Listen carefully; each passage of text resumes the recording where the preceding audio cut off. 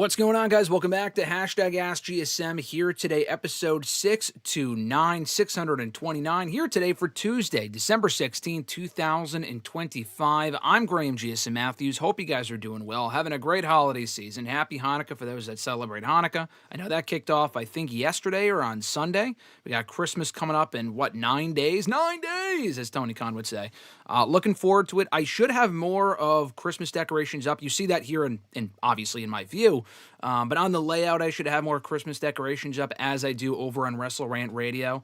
I'll probably try to add those within the next week before our next episode coming up next Tuesday.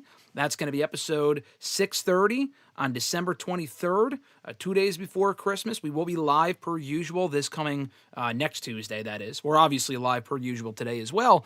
Next Tuesday, the schedule should not change. WrestleRant Radio this Thursday, the schedule should not change. We should be live sometimes early in the morning on Thursday, sometimes around noon, typically around, Thursday morning, late afternoon, or early afternoon on Thursdays. That should not change for this coming Thursday. Next week, though, like I said, for WrestleRant Radio specifically, because it falls on Christmas this year, we are obviously not recording on Christmas. We are not going live on Christmas. We will be live instead very likely the next day. If we can align our schedules to make it work that day, we will be live the day after Christmas to reveal the results of the 2025 WWE AEW Year in Review Awards over at WrestleRant.com. If you haven't already voted, please go ahead and do so. The link is down below in the description box, should be at the very top of the description box. You can also head on over to WrestleRant.com. If you click under the reviews subcategory, it should be there. It's also on the homepage. So like I said, if you haven't already voted, please go ahead and do so. We will not only reveal the results, but review the results and what you guys think is the best match of the year for the men, women of WWE and AEW alike. You have the best men's performer, best female performer as well. So a lot to review in the year that was 2025 per WrestleRant.com in those polls. So go ahead and vote if you haven't already, like I said. A lot of people in the chat, a lot of comments already that I will be getting to momentarily. Want to run through the usual housekeeping stuff before we get going here. That includes shouting out the channel members. Alexis, Miss Maud Matthews, Dillon, DiGiacomo, Mrs. Renee, DJ Swerve1 at Swerve1 on IG. Mr. Marceau himself, follow him on X at RJ_Marceau. John Ritland right here on YouTube. Real Honesty with John Ritland does a lot of great content, as does Richie. He is Red Planet Wrestling here on YouTube as well. And last but not least, Average Grunt. Go ahead and find him on Blue Sky at gruntwrestling.bluesky.social. So, shout out to our channel members. Thank you again for that. More information on how to become a WrestleRant All Access Pass channel member. $5 a month gets you a shout out at the beginning and end of every single live stream that we do here on the channel on Tuesdays and Thursdays respectively. You also get badges and emojis in the live chats, access to certain videos early and ad-free before anyone else, top billing and #AskGSM and WrestleRant Radio, and so much more. Check that out right now in the description box down below. Would greatly appreciate that just in time for Christmas. Also want to throw that up as well. Speaking of Christmas, bam! The WrestleRant Christmas shirt as designed by Alexis herself. We have 3 t-shirt designs available. You probably won't get it in time for Christmas, but you can still order it for the holiday season. You support me, you support the channel, you support the show. You support what we do here at WrestleRant. The shirt is currently available at ProWrestlingTees.com/WrestleRant. The link is also available in the description box down below. We have that shirt available, a Halloween shirt, and just the regular old WrestleRant shirt as well over at ProWrestlingTees.com/WrestleRant. And I'm sure they have deals going on up. That's not, I'm not in charge of that, but Pro Wrestling Tees themselves typically has deals going on all December long or as we get closer to Christmas and whatnot. So check that out. Support the show. Shirt currently available. Last thing I'll mention here, if you want to send in a question to the show, you could do so by tweeting me on the Twitter machine at WrestleRant with the #AskGSM. Find me on Facebook as well, facebook.com/Graham.GSM.Matthews. Leave a comment on the post I usually put up on Monday nights, if not on the wall itself. And last but certainly not least, drop your question down below in the comment section on this very video. after we're done being live here today, of course. And I'll include your question in next week's edition. Now, if you are joining us live, drop a question or comment in the chat. A lot of you already have. I will get to that in just a moment. We will answer them live here on the show. It's been one of my favorite parts of 2025, going live for you fine folks every single week here on the channel. It's been great. We are not slowing down in 2026. So keep sending in those questions and comments. We will answer them live here on the show as we go along here. And if you just want to support the channel, simply just do so by liking the video. It just costs you nothing, takes a quick second. Hit the thumbs up button at the bottom of this video. I would greatly appreciate it. You can also hit the subscribe button, the bell button to be notified every single time we go live here on the channel and every single time I upload new content, which is pretty much almost every single day. So if you haven't already done that, please go ahead and do so. I know a lot of you already have, but that support would also be greatly appreciated. All right, so let's pull up your chats here. Give me just a second as we get going. See a lot of people joining us. Some of the chats got cut off, so I got to backtrack a little bit. Prince said earlier, or was it Triple H's fault? I'll let you decide. As far as Triple H ruining John Cena's retirement at Saturday night's main event. I don't know if I won't even say it was necessarily ruined, but we'll talk about that as we go along through the questions. I got a lot of questions about John Cena and John Cena's last match. Did they ruin it? Was that the right outcome with John Cena tapping out? We're going to talk a lot about it here today, and we're also going to talk a lot about it on WrestleRant Radio on Thursday as well. At Give Me Backshot Solomonster said, it's insane how soulless the main women's world title picture feels on both brands right now. At least we have something of a story with the women on Raw. Stephanie and Raquel is not exactly an overly exciting feud, but they've kept Stephanie busy with the Judgment Day. They've kept her busy with Nikki Bella. At least she's had some stuff going on. I really personally don't care about Stephanie defending against Raquel and Nikki Bella in a triple threat match, probably in that first Raw of 2025 or 2026, if not the final Raw of 2025. They didn't advertise it for next week, so it won't be next week. But I could see them doing it in the next 3 weeks and not waiting until the Rumble. And I don't think they should. It's not really that interesting of a feud. I'd rather see Stephanie move on to work with Liv Morgan. That's a match we've never seen before, and Liv's far more over anyway. On SmackDown, Jade's just fucking doing nothing. I mean, they kind of set up a match between her and Michin. They were supposed to do it on SmackDown this week. They turned it into an angle instead, which was fine. Jade stood tall over Michin, so I'm not really sure what about that was supposed to leave people wanting to see Michin face Jade or vice versa. It's probably just going to end in Jade winning anyway, as it probably should. So Michin is the woman that you feed to the new champions, whether it's Nia Jax or Tiffany Stratton or Bayley, or not Bayley necessarily, but like Chelsea Green, Julia, whoever. She's always the bridesmaid, but never the bride. And that's fine, but they just need to have Jade working with women that are over. We haven't seen Tiffany on the show since early November 1st, when she dropped the championship to Jade Cargill. I'm not really sure what they're waiting for. They just have Jade squashing other women in her absence.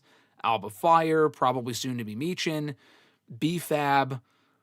Again, that's fine, but you got to find something more substantial for Jade to do. And I think that it would entail working with Alexa Bliss and Charlotte Flair when they're ideally done soon with the WWE Women's Tag Team titles. Fernando, what's going on, brother? He said, buenos dias. He also asked, what grade would I give John Cena's last match? Personally, I would give it an A. I thought it was a great match.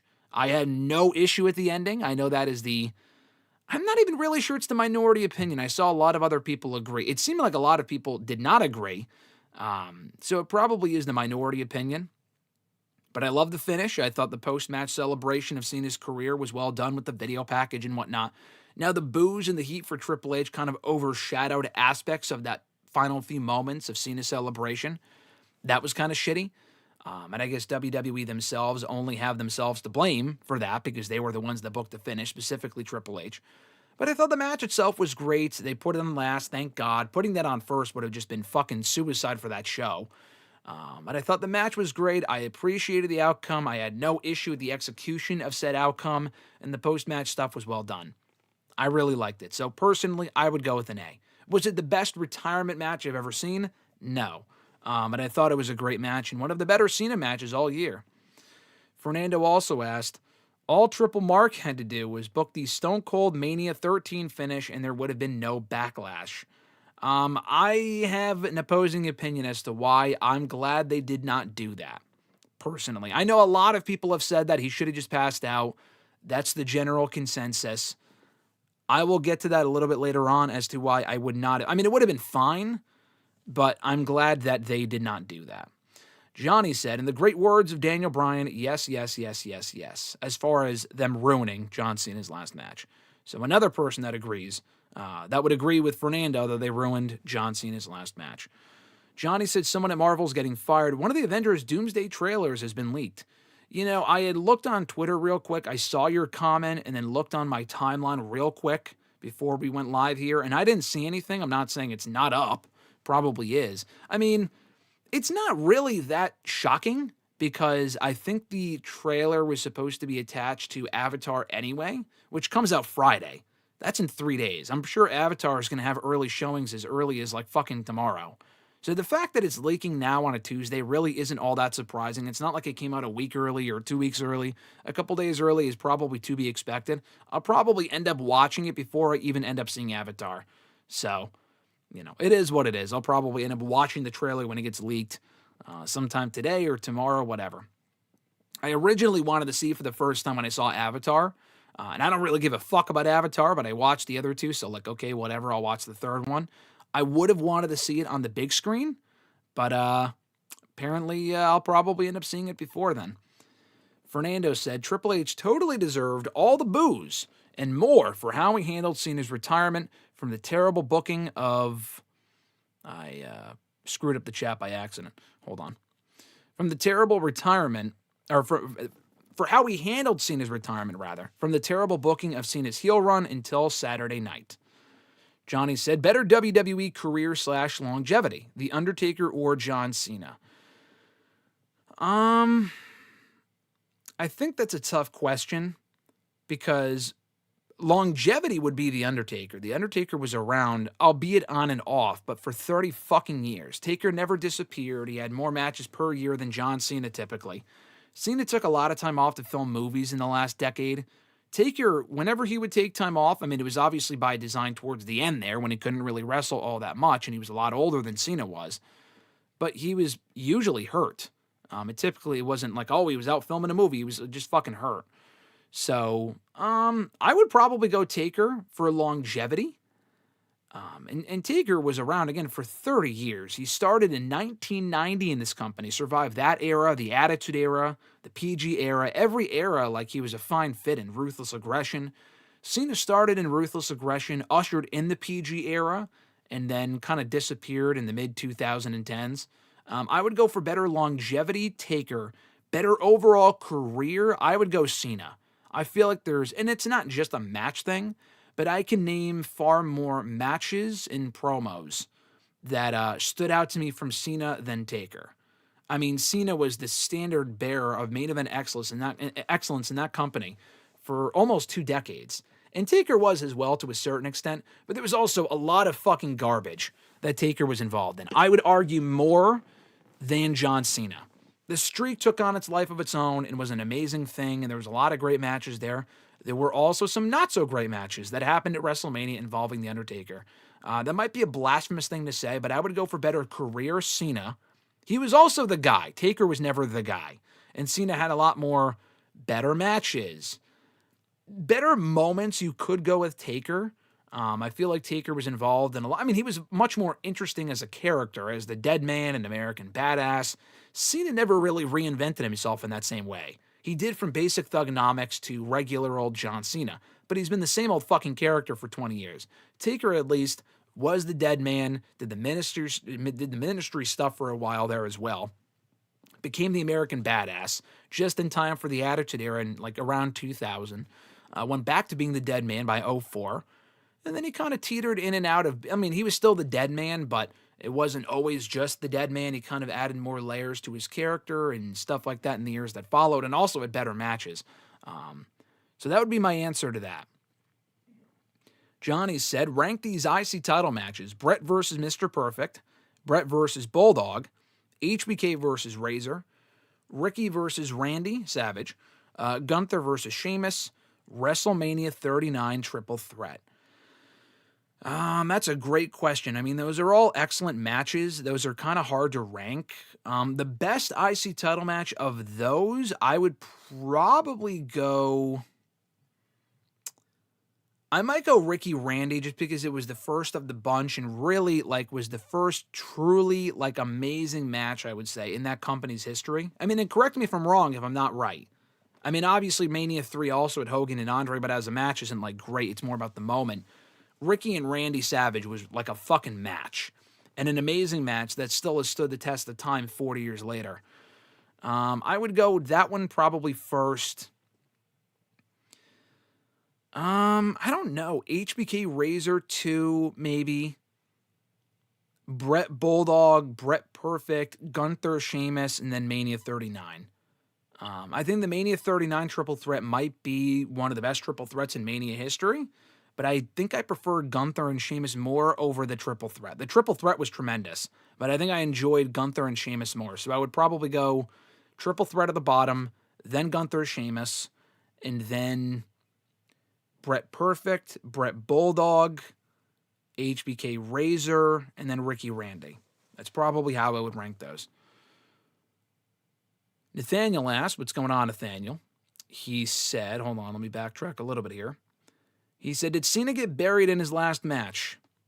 No, he did not. Also, I think more Stranger Things next week.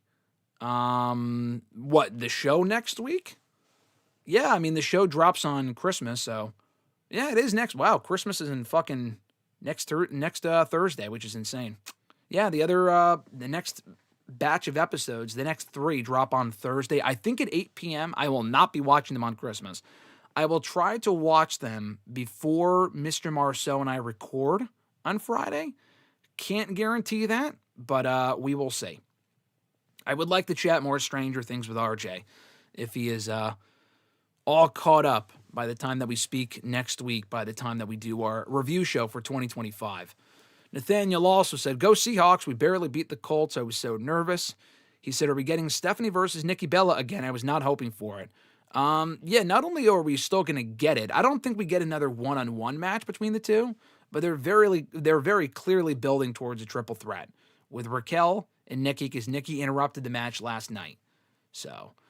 that's probably better than just a one-on-one match. That might make the match more interesting. But Stephanie, I mean, Nikki and Raquel aren't lower-level names. It's not like it's fucking Maxine Dupree and Ivy Nile. I like Nikki and I like Raquel, but they're just not exactly excelling in their current roles. I think Raquel's improved a lot this year. But she's just not super over, and we already saw her lose to Stephanie about a month ago. It's just, I feel like that ran its course, and it's time to move on. It just kind of feels like they're killing time with Stephanie until they get to a bigger name for her to face, whether it be a Becky or a Liv or a Rhea. It's time to move on to some of those bigger names, in my opinion. Johnny said, best big-size wrestler of all time. Vader, Bigelow, Umaga, or someone else? Good question. I don't think I would go with Umaga. I might go Vader. Bigelow, no. Bigelow was impressive, but I would probably say no to Bigelow. I mean, Andre was the best big man of all time in terms of his size and feeling like an attraction. Did he have the best matches? Not at all. Not whatsoever. But that being said, he was a genuine attraction and is one of the most recognized names of all time. So he's the best big man. But as far as best big men wrestlers, I feel like Big Show improved over time. I don't know if he was the best, but Kane was also very good. Taker, I would probably go with. I feel like he also obviously had a lot of amazing matches. I would probably go Undertaker and then maybe Vader, but there's probably a lot of people I'm not thinking of either. I would not go with Giant Gonzalez, I'll say that much. Johnny said, what did you think of The Boys Season 5 trailer? Thought it was good. I'm looking forward to the season. I think every season has been amazing so far. I really, really like the show. It took me a while to finally watch it. It had premiered in 2019, 2020. And I heard about it around season 2. I think when I dropped the first season, I had no memory of it at all. But I got into it right after the third season ended. And I watched it right before Gen V Season 1 came out. And I loved the show. I love Gen V. And I'm all caught up on both shows. And they're excellent shows. So I'm looking forward to Season 5 when that comes out in April. Johnny said, can't wait to drink a lot of eggnog, non-alcoholic on Christmas. Fun fact, I'm not really much of an eggnog person personally. I never have been, probably never will be. I'm more of a hot chocolate person myself. Nathaniel said, I wonder who Maxine faces next, maybe Liv or Roxanne. Maxine, who she faces next? I mean, I don't really think Liv needs to be the Women's Intercontinental Champion. I think it would make more sense, honestly, to put that belt on Roxanne. I would have Liv face Stephanie and lose, and Roxanne beats Maxine. I would also do Maxine and Natalya. That might be who's next for Maxine, but they would really, like, that would be a quick turnaround for Natalya to be brought back to TV, debut this new character, and then just fucking turn on her right after. So maybe it won't be immediate, but I do think that belt should ultimately land on the waist of Roxanne. Speaking of Natalya, I'll say this much as well. We actually just interviewed her. I put this on the community tab here on the channel, but Mr. Randy Cruz and I actually just interviewed Natalya about her new book and a whole ton more. It's an over hour-long conversation, and I think it turned out to be a really, really great interview. So check it out when you get a chance. She gave a lot of interesting answers and was not the Natalya that you see on WWE TV. She was very honest, and it was refreshing how honest she was and how transparent she was with a lot of her answers and whatnot, talking about her book and career and all this other sort of stuff. So definitely check out that interview when you get a chance. It's over on the 2 out of 3 Falls podcast on the Cruise Control channel. And like I said, I linked it in the community tab here on the channel, so check that out when you get a chance. I've also been retweeting all of Randy's posts about it and on Instagram as well, so check that out when you can. Nathaniel said, did you like Zootopia 2 in the new Wicked movie? I liked Wicked. I thought the first one was better. The new Wicked movie was good. I don't think it was amazing, but I liked it. I thought it was good. It's not really my thing, but I mean, I watched the first one, so I was like, okay, I'll see the second one. I have not seen Zootopia 2 yet. I'm hoping to see it around Christmas break, like after Christmas at some point, probably. I really just want to see Avatar first for the sole reason that they're adding on the Avengers fucking trailer to that movie. I will see Zootopia at some point, though. I might have to wait until it arrives on Disney Plus, but nonetheless, I do think that I'm gonna go see Avatar for that fucking trailer. Zootopia, I will see it at some point, even if it's on Disney Plus at some point. Grunt, what's going on, brother? I said, howdy, folks. Grunt, what's going on, my man? I will get to your question momentarily. As a channel member is Grunt. Because he's a channel member, I will be answering Grunt's question first, as well as Richie's. Richie sent in his question first. So Richie's a channel member. I'll be answering his question first in a little while, and then Grunt as well. So one of the perks of being a channel member, sign up or gift a membership. $5 a month gets you those perks. See the badge next to Grunt's name in the chat there. You also unlock access to certain emojis. You get certain videos early and ad-free. I mentioned that earlier. Don't want another cheap plug, but anyway, I'll get to those questions in a little while. Nathaniel said, I think Jade won't lose the championship until she faces Bianca. I agree. I think they're probably holding off on Jade losing it, and I don't think she should. Like, who the fuck is she going to lose the belt to? Like, Michin? Like, that's not going to happen. Tiffany again, no. Charlotte, no. Alexa, no.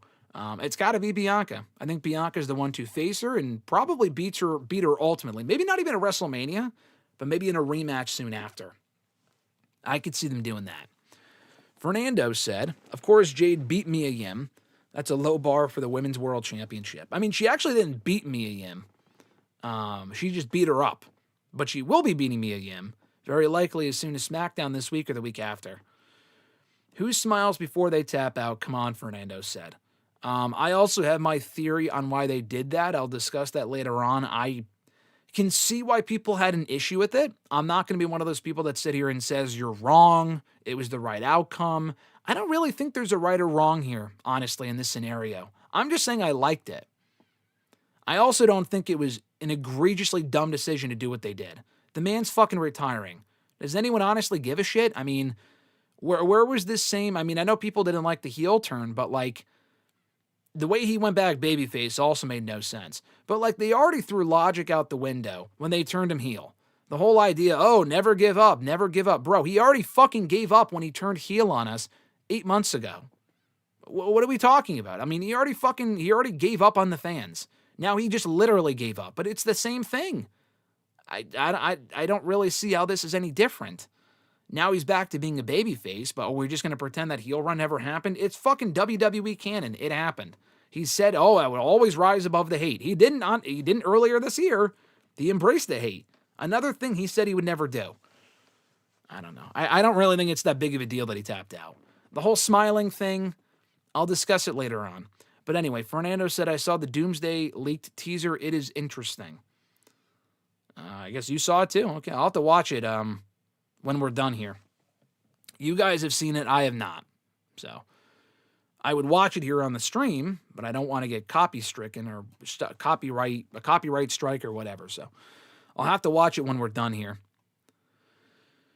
Fernando said, "Where do you rank this retirement match from the others?"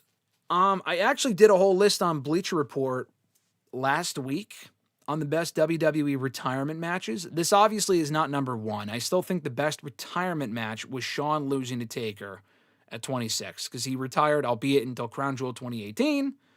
But still, I thought that was an amazing match. That's still number one. I would just say with the polarized, I mean, I love the match and I had no issue with the finish. I thought it was fucking cool. With all of that said, where would I rank it among the rest? I mean, it would be on there. I ranked 7 of them. Like, I think in my list I included Shawn and Rick, Rock and Stone Cold from Mania 19, Taker and AJ from Mania 36, the Boneyard match, because that was technically a retirement match. We didn't know that at the time, but it turned out to be one with Taker retiring from the ring soon after, and I thought that was a great way for him to go out. It would probably be, I mean, it wasn't better than Sting's retirement match. I thought that was better. I did think that was better, and I thought that was better handled. But nonetheless, I thought it was a great match, and I thought he went out on a high note, did Cena, personally, in my opinion. But I just think people fucking whining about it has, you know, for right or wrong reasons, like I said. I'm not really sure there's a right or wrong here, but people have not let it go, and they were booing Triple H when the moment was supposed to be about Cena. Then you can argue, well, they did that to themselves. Like, I mean, they wanted a happy ending, get over it. I just don't really think, that's like, oh, it's still real to me, damn it. Like, it wasn't that big of a deal. It's not like they did a fucking disqualification, or they had Cena win and they reversed the outcome or something. Like, it could have been far worse. People acting as if this is like the worst thing the WWE's done this year alone have just short-sighted vision. I just don't really understand why people are so... I mean, if you don't like it, I get it. But people just fucking hate what they did on Saturday, and I understand it to a degree, but I have no issue with it whatsoever. But anyway, Nathaniel said, "Did you like Cena versus Undertaker's WrestleMania match?" Not really. It was a 2-minute squash. What match did they even really have? I didn't mind it at the time because Taker looked like such shit at Mania 33 that I'm thinking, listen, if we're getting Taker and Cena at 34, that it's probably for the best, that it's a short squash. But we found out, it honestly, what pissed me off later on was that we found out Taker trained so hard for that match, so hard going into that WrestleMania, that it really would have been, it probably would have been a very good match if they had an actual match. Taker was training for an actual match, and he looked good in there for 2 minutes, but anyone would look good in there for fucking 2 minutes. But we found out later on that Taker wasn't legit, like, good shape for that match. And of all the matches he had during that, like, last run, that probably could have been the best match, even though they didn't have the streak anymore and all that other shit, and Taker would have won regardless. I still think it would have been a very good match for what it was, even in 2018 when they really should have done it in, like, fucking 2010, but again, whatever. I did like the match for what it was at the time, but it could have been so much more. Noel said, "In your honest opinion, who has had a terrible 2025, Britt Baker or Tegan Nox for their wrestling career? Or who has had a worse 2025 is what you're asking me?" Probably Tegan Nox. I mean, she was fired from WWE a year. Britt Baker hasn't appeared at all, but at least she's collecting a paycheck from AEW. So it's not like she hasn't been on TV at all, but Tegan Nox, I haven't really followed, and I like Tegan Nox, but I haven't really followed her indie work at all. But I feel like she's in a worse spot. I mean, she was literally, like, saying in interviews, "I need bookings, like, help me." And I felt bad when she said that, like, she wasn't really getting booked.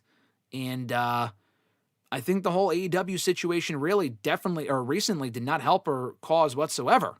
I mean, this was a woman that was literally saying in interviews, I'm not getting booked. I need more bookings. I need to support myself. Like, it was really sad shit. And then she does get booked by AEW. And for regardless of what the reason was that she walked out, unless they were like being harassed or there was some sort of like big issue at hand there, if it really was just their decision to be like, yeah, we don't want to lose in 3 minutes, that doesn't make sense. Is that not better than not being booked at all by the second biggest wrestling company in the world? I just thought that was stupid, and we haven't seen her since. I don't think she's going to be back. That was probably her last shot. I mean, why would AEW want to book her after that? WWE brought her back and fired her. I thought she would have been a great fit for TNA. She could still end up there. Doesn't look like that's going to happen. If they were, why wouldn't they brought her in already? They're not using her for Ring of Honor. I mean, what's even really left at that point? NWA? MLW? I mean, that's fine, but I would probably go Tegan Nox. I mean, for a woman that had zero buzz around her, Britt Baker probably has more buzz, and she hasn't wrestled in over a year. Nathaniel said, I think Stephanie loses the title to Rhea or Becky. As do I. I think Stephanie probably loses it to Rhea at WrestleMania. That's my prediction. Johnny said, I think Homelander was punching Ryan in the trailer. I've heard that. I've heard that theory. I could see that. Millennial Noob, what's going on, brother? I said, good morning. He said, I find the match John Cena and Gunther had good. It definitely made him the ultimate big bad in wrestling. I would agree. Johnny said, Jim Ross would have said, that's got to be theory. What they could have done, but I'm glad they did not do because it would have been goofy. They did this goofy reveal in NXT, but it worked because it was supposed to be goofy. Theory was also the masked man in NXT back in 2020, working with The Way. That's how he joined The Way and helping Johnny Gargano regain the NXT North American Championship. He joined The Way, as did Indy Hartwell. They had two people under Scream masks, under Ghostface masks. And when Austin Theory unmasked himself after a little while, he said, it was me, Austin. It was me, Austin, all along. As opposed to when Vince McMahon unmasked himself back in the... I don't know how many people remember this, but the Austin Theory one, the Vince McMahon one is very memorable. But when Mr. McMahon unmasked as the one behind the corporate ministry or whatever the fuck it was back in the 90s. He said, it was me, Austin. It was me all along, Austin. One of the best reveals in WWE history for how memorable that was. And you can argue the angle was shit or whatever. It doesn't really matter. But the reveal itself I thought was cool for someone who wasn't even watching at that point. And he was addressing Stone Cold Steve Austin. When Theory did it back in NXT, he was referring to his own name. It was me, Austin. Like, I thought that was very clever. If they did that last night, it would have been dumb. It would have taken away from the seriousness of that moment. But I thought it worked in NXT. Nathaniel said, yeah, I hope it's not Charlotte that beats Jade. That would be insane. I mean, I don't really know if it would be insane if Charlotte beat Jade. I mean, Charlotte's a top talent. It's not like she's losing a fucking B-Fab, but it's not really something I want to see personally. Nathaniel said, guess what? Mick Foley says he's parting ways with WWE because of its relationship with Donald Trump.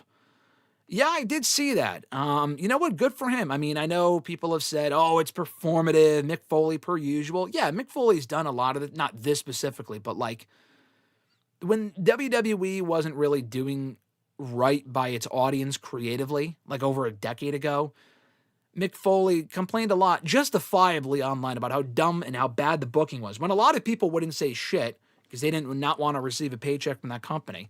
Mick Foley was very vocal about his frustration about the product at that point. But I mean, like him destroying a fucking TV, like he smashed this TV in his driveway, that was a little stupid. Him announcing the whole Donald Trump thing, you know, honestly, I say more power to him. People will say, oh, he's looking for attention. We don't give a shit. He is saying, I mean, it is somewhat newsworthy. So he is making it clear why he's not re-signing with WWE. For those wondering, oh, why is he not on television? He's under a Legends contract. Will he re-sign? I applaud that fact. I do applaud the fact that he's standing by his beliefs. And WWE, it's not as if like they just show, like they publicly support Donald Trump. Triple H is fucking friends with Donald Trump. As is Vince and a lot of the people in that company, especially at the top. Mick Foley doesn't want to be associated with the company. He said, I will not appear for them while he is still in office, which means that we're not going to see Mick Foley in WWE television for the next 3 years. I think Trump would just got it fucking inaugurated, this year, right? So he's got another 3 years from now. It's going to be a while before we see Mick Foley on WWE television again. We probably would very likely see him on AEW television before we see him back on WWE TV at this point, if he stands by that. So honestly, I don't really blame him for how polarized, and it's not even a polarizing thing. I mean, Donald Trump is just, we're not really going to get into too much of it here, but I don't blame I don't blame Foley, rather, for making that choice. What I do find interesting, though, and I'm not defending anyone here, I'm just saying what I do find interesting is that Foley was very loyal for a very long time to Vince McMahon. And at the time, I get it, but with what we know about Vince now, and he is still out there making fucking stupid comments, is Mick, and a lot of other people too, very, very, very few people have that either work for WWE or have worked for WWE and have no reason to defend Vince, have gone to bat for Vince and said, you know what, I feel bad for Vince, but like they're like, oh, he made mistakes and blah, blah, blah. And they're very hesitant to bury Vince. Bret Hart is one of the only people that will do it, unsurprisingly. A lot of other people will not. They won't. They just can't bring themselves to do it because they have loyalty for Vince, to Vince, and they see him as a father figure. Foley probably did too. And that's probably why he said some of the dumb shit he did in years past. But it's just funny that he will say that sort. I mean, and Vince, I'm not going to sit here and say, oh, who's worse, Trump, Vince, blah, blah, blah. But like, he wasn't as public in condemning Vince McMahon as he has been Donald Trump. And I know one of them's our president, so it's a lot more relevant, and Trump is far more important than fucking Vince McMahon, obviously, in the grand scheme of things. But like, if Vince McMahon were still there, he probably would have a lot of fond things to say about Vince if Vince were brought back and all this other shit. Like, you can acknowledge Vince for what he did to wrestling, and we'll move on after this because I know this is like a polarizing thing. You can acknowledge Vince for what he did to wrestling, but also acknowledge he's a piece of shit human being for all the fucking disgusting stuff he did too. I mean, we said this when Hogan died and all this other shit. Yeah, they did a lot of great stuff, but I think the negative stuff that's been said and done from these people can't be ignored, forgotten, forgiven maybe, and including by those involved. Who am I to say I wasn't personally affected by Vince McMahon as far as that stuff goes? I personally just find it abhorrent and can't bring myself to think or look at this man, person, whoever, as a fucking angel. Oh man, he created wrestling. Yeah, he very well may have made WWE what it is today, but he's also done a lot of despicable shit. And Trump, I just have nothing to really defend there whatsoever. But I did see Foley, what he had to say. I thought that was interesting. I wish he had that same energy towards Vince McMahon, but baby steps, I guess. Let's see. Fernando said, it is not that he lost, it's how he lost. No, I know it's how he lost. I'm not saying that people were upset that Cena lost. I'm saying that people were really mad with the tap out. I still say I thought it was cool. And I have no issue with it. I'll get to that in a little bit. Nathaniel said, Gunther took a lot of heat on Raw yesterday. Yes, he did. He was booed out of the building. I thought that was a great segment to start the show. And I like the tease there with AJ Styles. Fernando said, Stone Cold is the GOAT. He saved the WWE from going out of business. The bed was already made for, he did not need to worry about a ratings war. Yeah, I mean, for a lot of people, Stone Cold is the GOAT. He probably, greatest WWE superstar of all time, it probably is Stone Cold Steve Austin.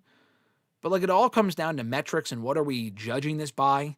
Like money made, time on top, championships won. It's a fucking fake sport, so it's kind of hard to say. It's not like Michael Jordan, who you can legit say could be is the greatest of all time based on statistics and championships won. Like, it's a lot easier to say for actual sports who the greatest of all time is based on statistics.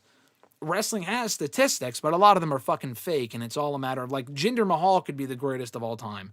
I mean, he had a 6-month WWE championship run. Jake Roberts never held the WWE title. Is Jinder Mahal better than Jake Roberts? Fuck no. But, I mean, that's just what it comes down to. It's all subjective. I probably, gun to head, who was the best WWE? Cena even WWE superstar, I would probably still say Hulk Hogan. I mean, not even like WWE wrestler. I would still probably go Hogan over Cena for what he meant to the business and not just WWE. And his time on top and the time he held the championship for, he wasn't like a 12-time world champion. Didn't need to be. Cena was a 17-time world champion. What did he fucking do? A lot of those reigns you probably could not even name. So, I don't know. Stone Cold to me would probably be the GOAT. Cena's in the conversation, though. Richie said, I am late. Apologies. Had my last therapy session. LOL. Howdy, Graham. Howdy, Chad. Richie, what's going on, brother? Glad you're doing well. Thanks for joining us. Hope your therapy session went well as well. Always great to see you here in the chat. Nathaniel said, do you think if Drew beats Cody for the championship, do I think Drew beats Cody for the championship, or should it be CM Punk or Roman if one of the matches happens? I do think Drew should beat Cody. Willie, I'm not optimistic. But if they're continuing this fucking feud after 4 months and 2 losses from Cody to Drew, I mean, you could say the same thing about Kevin Owens. It is not out of the realm of possibility. It's very likely. This is why I'm saying this. They dragged on the Kevin Owens feud with him and Cody for at least 5 to 6 months. That was like a 6-month feud. And it was a great feud. It was actually a lot better than the Drew feud, in my personal opinion. I love the Owens feud. Owens faced Cody 3 times. He never fucking won once. Never even pinned him. I could see them doing the same thing with Cody and Drew just to keep Cody busy until Mania. I honestly don't think he will win, but he kind of has to. Owens hasn't been, like, I love Owens, but Owens has always been like an upper mid-card guy. He's never been, and he should have been, but he's never been like the guy. Yeah, he was Universal Champion for like 6 months a decade ago. Drew, to me, is more of a main eventer, consistently, more of a perennial main eventer than Kevin Owens. They will knock Drew down to the Kevin Owens slot if he's not already there, if he loses again. Like, that's how fucking dumb that would be to continue the feud and to have Drew lose again if they were just to do that. I think that'd be incredibly fucking stupid. But that's probably what's going to happen. Johnny said, Tegan Knox can go to GCW and do hardcore matches. I'm surprised she hasn't already. I guess they just don't want her. Richie said, I think about that theory reveal a lot. The one from NXT, I see it on the timeline a few times out of the year. I always thought that was a well done, we kind of figured it was theory, but I thought it was a well done reveal. The way that they kind of swerved people, not really swerved people, the way that they executed it, though, I thought was funny. Richie said, allegedly that was supposed to be David Arquette, LOL. Oh, and the ghost face mask in NXT? Has Johnny Gargano said that? That would have been interesting. What has been the best unmasking moment of all time? Oh, I don't know. I mean, the Vince one stands out as being like the most memorable. Is it the best? I mean, that's a very memorable Raw moment. Him being behind Stephanie getting kidnapped and all that other sort of shit. Again, I don't remember anything about the aftermath and why they even did that, but it was a very memorable unmasking. I would say that one. It might be that one, because what else would it even be? And there's been a lot of unmaskings in WWE history, but I'm trying to think of what else would even come close to being towards the top of that list. You got to throw a couple ideas at me. I don't really remember. What other unmaskings have they even ever done? I mean, the NXT ones I just mentioned, but I feel like they don't do a lot of unmaskings anymore. Johnny said, or I already answered that. Big ups to Mick Foley for standing on business. I agree. Johnny said, do you want to see Gunther be the final opponent for AJ Styles and Brock Lesnar? I don't think, listen, I love Gunther. I think this Legend Killer thing they're doing with him now is fucking awesome. I know Richie had asked about this in the questions, and I'll get to that in a little bit. He asked me something similar on Twitter. I don't think he needs to retire AJ. I want to see the match, but like him retiring Brock, yes. I mean, honestly, yes. First of all, they need to do Brock and Gunther before Brock retires. Is Brock honestly even retiring this year? I am very skeptical. I don't think he is. I mean, Brock is late 40s, but with the schedule that he works and how little he fucking does, I'm not saying I want to see him stick around. They really have no need for Brock Lesnar in 2025, 2026. If he never came back, it would have been completely fine. But he could probably get away with continuing to be brought back for the next few years. I don't think he's definitely done in 2026. AJ definitely is. He has made that abundantly clear. I don't think you do both. I mean, you could. Honestly, if they did, whatever, bro. Like, if they had Gunther retire both of them, whatever. He's never faced either of them, so those are two matches I want to see before both guys retire, in my opinion. But why not, like, spread the love and have someone else do it? Why not have AJ win his last match?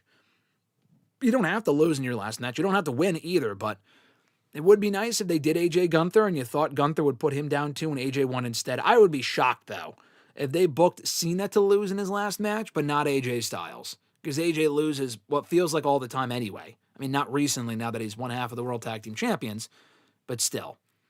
Brock, yes. AJ, not necessarily. But honestly, if they did both, I wouldn't complain. Fernando said it was not like Mick Foley was on WWE TV. Hold on, I got to backtrack a little bit. It's not like Mick Foley was on WWE TV all the time anyway. It was forever since we last saw him. I could not tell you the last time I remember seeing Mick Foley on WWE television. Was it one of the anniversary shows? I genuinely do not remember.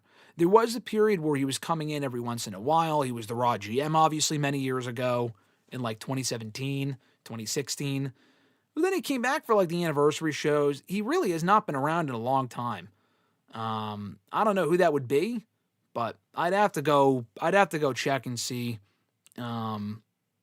when that last appearance would have been. So, I mean, I miss Mick Foley. I like Mick Foley, but unless there's a real reason to use him, there's no reason to dust him off and have him make a quick cameo backstage unless it actually means something, in my opinion. Anyway, let's see. What is my favorite Mick Foley match? Johnny said. Good question. My favorite Mick Foley match is probably him and, the Taker match, the Hell in the Cell match, it's great. But I don't know, man. I don't know if that's my favorite Mick Foley match. I feel like it's an amazing spectacle, but I feel like there's other Mick Foley matches I enjoy more. The Triple H matches from early 2000 are great. I enjoy him in The Rock. It's not really a match, but I love the moment with him in the finals of the Deadly Games tournament losing to The Rock at Survivor Series 98. I always thought that was great. The Orton match from Backlash 04 is amazing. The hardcore match with Edge in 06. I don't know. I might go the Orton match at Backlash 04. Maybe the Hell in the Cell with Taker. I might say that one. He had a lot of good ones, though. I don't know what it would be, but it would probably be one of the... I don't know if I have a definitive favorite Mick Foley match. I might, and I just don't remember, but those are the ones that come to mind. We do have Mr. Daniel Malcolm joining us here. Welcome to All Access Pass. Member Mr. Daniel Malcolm is back, and he's a channel member. Thank you, Daniel. We appreciate you. I didn't recognize you with the fucking Knicks logo there. Is that the Knicks, or is that something else? I see the basketball, and it looks like the Knicks logo. I didn't recognize your picture there when it popped up at the top of the fucking chat for some reason. But thank you, Daniel. We love you. We appreciate you. Happy to see you here in the chat. Hope you're doing well, brother. I know we talk a lot over text, but nonetheless. Fernando said, Mick versus Triple H, Hell in a Cell. Yeah, maybe that one. Probably that one. That match is excellent. That might be my favorite, but I feel like I like a lot of those. I feel like I like the Triple H match, the Taker match, and the Orton match equally. But I might go with the Triple H one. There might be other ones I'm not thinking of, but those are like the main ones. Let's see. What did I think of the Street Fighter trailer? I did not watch the whole trailer. I just saw pictures from it. I don't really care about seeing the movie, but I might since Cody Rhodes and Roman Reigns are in it. I've heard good things about the trailer. I might go see the movie. I probably would rather just watch it on streaming, but they look interesting. I'll say that. Richie said, father figure aside, whatever the case may be, if I knew someone for a while and found out that they did some insane stuff like Vince did, I'm not going to protect you. You deserve all the slander. I mean, that's my attitude too. I mean, obviously it's also easier said than done, but I personally, I agree with that. And Unfortunate that a lot of WWE alumni or people that work in that company do not share that same mindset. Johnny said, where would you rank John Cena on box office draws? I don't have fucking numbers in front of me, but in general, box office, Hogan, Rock, Stone Cold would all be higher. I mean, are we accounting for inflation and shit? Because I feel like for the amount of times that he probably sold out MSG, Bruno would be higher. Maybe even Bob Backlund. I mean, those guys were champions for years, for a reason, you know? I think Cena was a bigger box office attraction than Bret Hart, Shawn Michaels, Undertaker. He would probably be in like the top 5.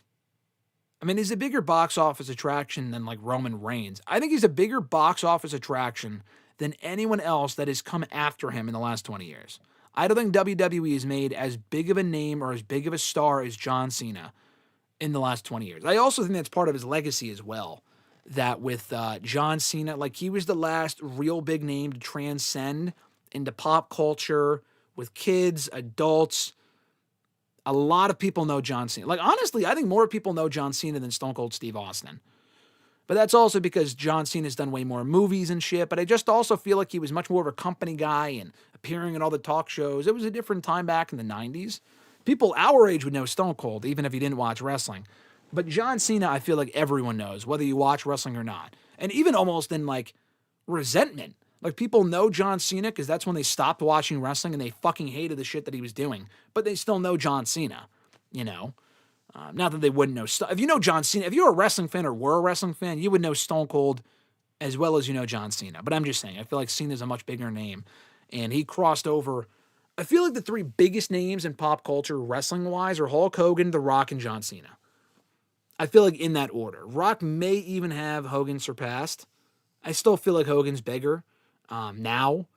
In 10, 20 years, I mean, Hogan died this year, but in 10, 20 years, it's probably The Rock.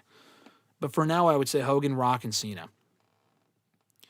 But Stone Cold was, in wrestling, a bigger box office attraction than John Cena. Easily. Let's see here. Gunther should be the new legend killer. He should retire AJ, Ray, and Brock Lesnar, Fernando said. Yeah, like I said, AJ, maybe. Brock, yes. Ray, I'm going to say no. For a few reasons. 1, we've seen Ray and Gunther before. 2, I think Ray's final match has to involve Dominic. Whether Dominic beats him or they team up. Like, that's where I would say, okay, you don't need to have Gunther retire literally every fucking aging legend on the roster. I don't think he should be beating Ray in his last match. I wouldn't like him. If they honestly have Gunther beat everyone, that's not an awful thing. I just don't think it's necessary. It wasn't even necessary to have him tap out Cena either. I'm just saying I liked it.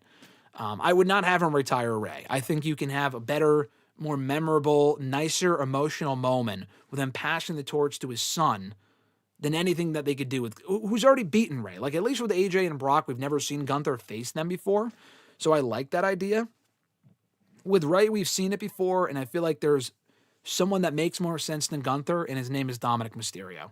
Whether he teams with him or beats him one-on-one, finally, which he's never done. Johnny said, Will Ospreay can be the best of all time, having the most 5-star matches by the Wrestling Observer. Yeah, Will Ospreay is indeed not the greatest of all time. I think Ospreay's amazing.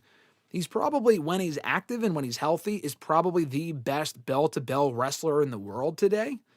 But he's not the greatest of all time. And I mean, I know you're joking, but like, I saw what Matt Hardy said, and I do agree a lot with what he said, that the 5-star stuff does matter, but it's also just one person's opinion. I mean, Meltzer is like the biggest wrestling historian ever, and we're lucky to still have him around for that history and how long he's been around, watching all the fucking wrestling that he has and consumed as much wrestling as he has.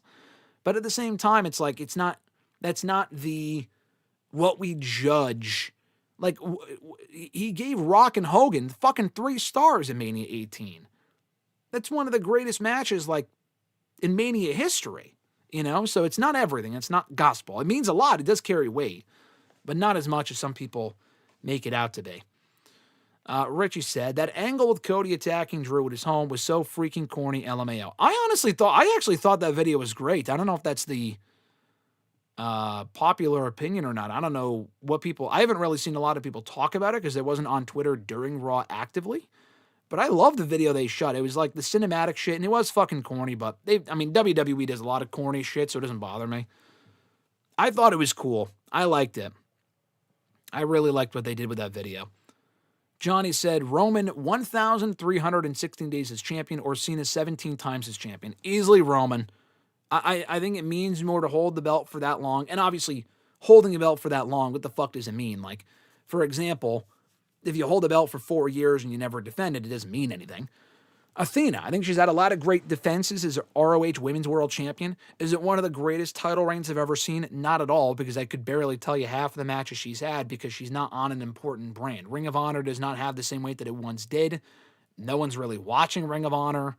I think Athena herself is great. She's had a lot of great matches, but she also defends it every fucking 6 months, which I guess Roman was too.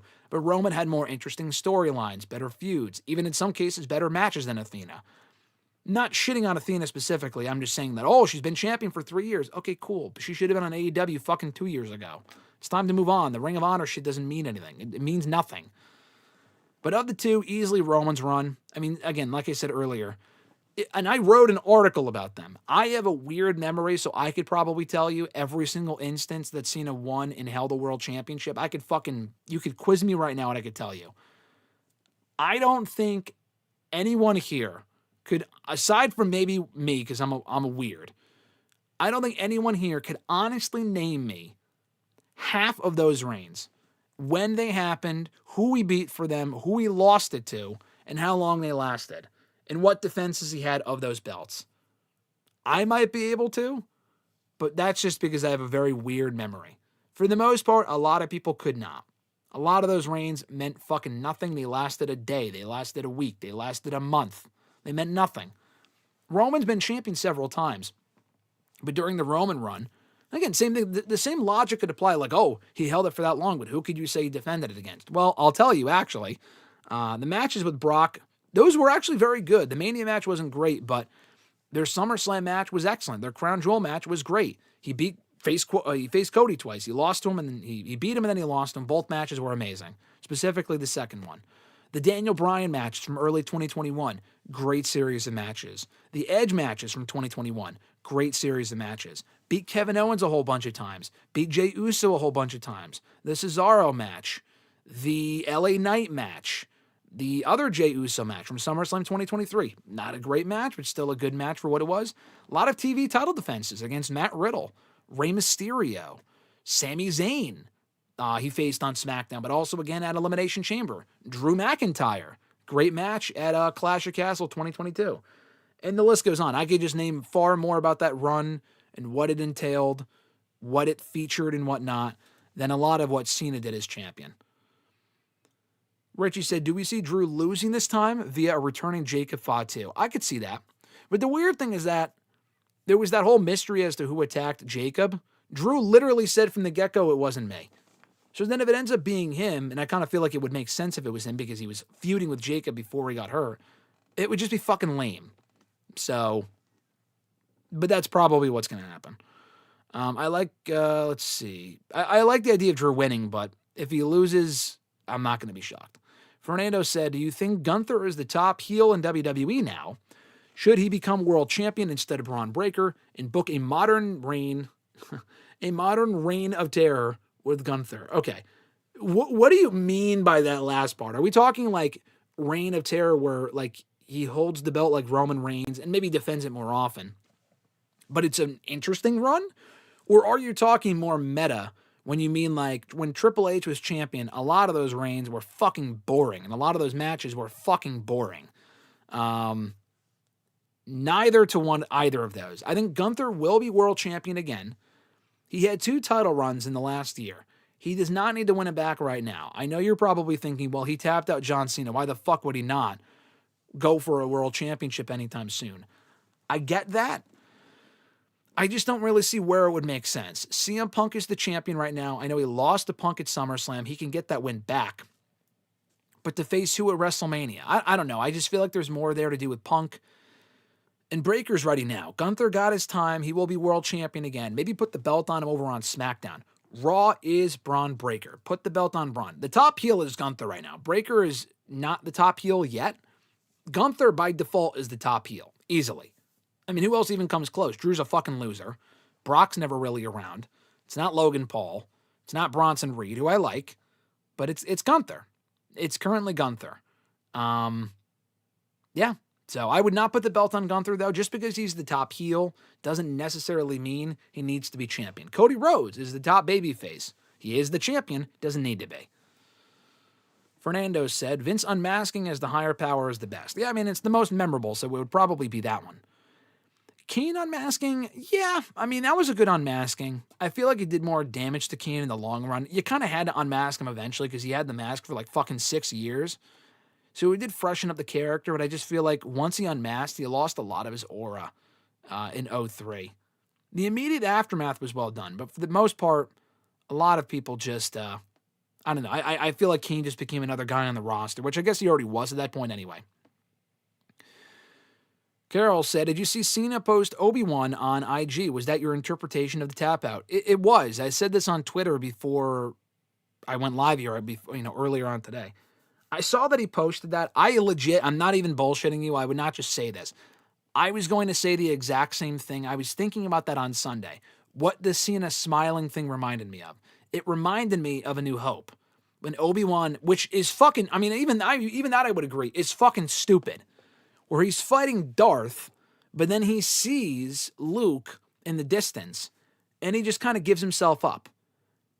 And, I mean, WWE isn't as mythological as Star Wars or as magical in the sense that Obi-Wan, I think, gave himself up to Darth, making Darth more powerful, mind you, and allowing Darth that, putting his guard down, whatever, so Luke could beat Darth later on in the movie. I mean, he didn't really necessarily beat him. I mean, he got the better of him, and then he wouldn't kill him until, he wouldn't die until Return of the Jedi in Episode 6, until the third movie in that trilogy. But anyway, I think the idea, unless I'm mistaken, Obi-Wan did that because he knew that Luke had to be the one to beat Vader, not him.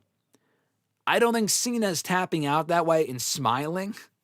And it was the same thing. He smiled like a lot, like Obi-Wan kind of nodded or smiled or whatever before Vader killed him. And you're watching it and you're thinking, why the fuck would he do that?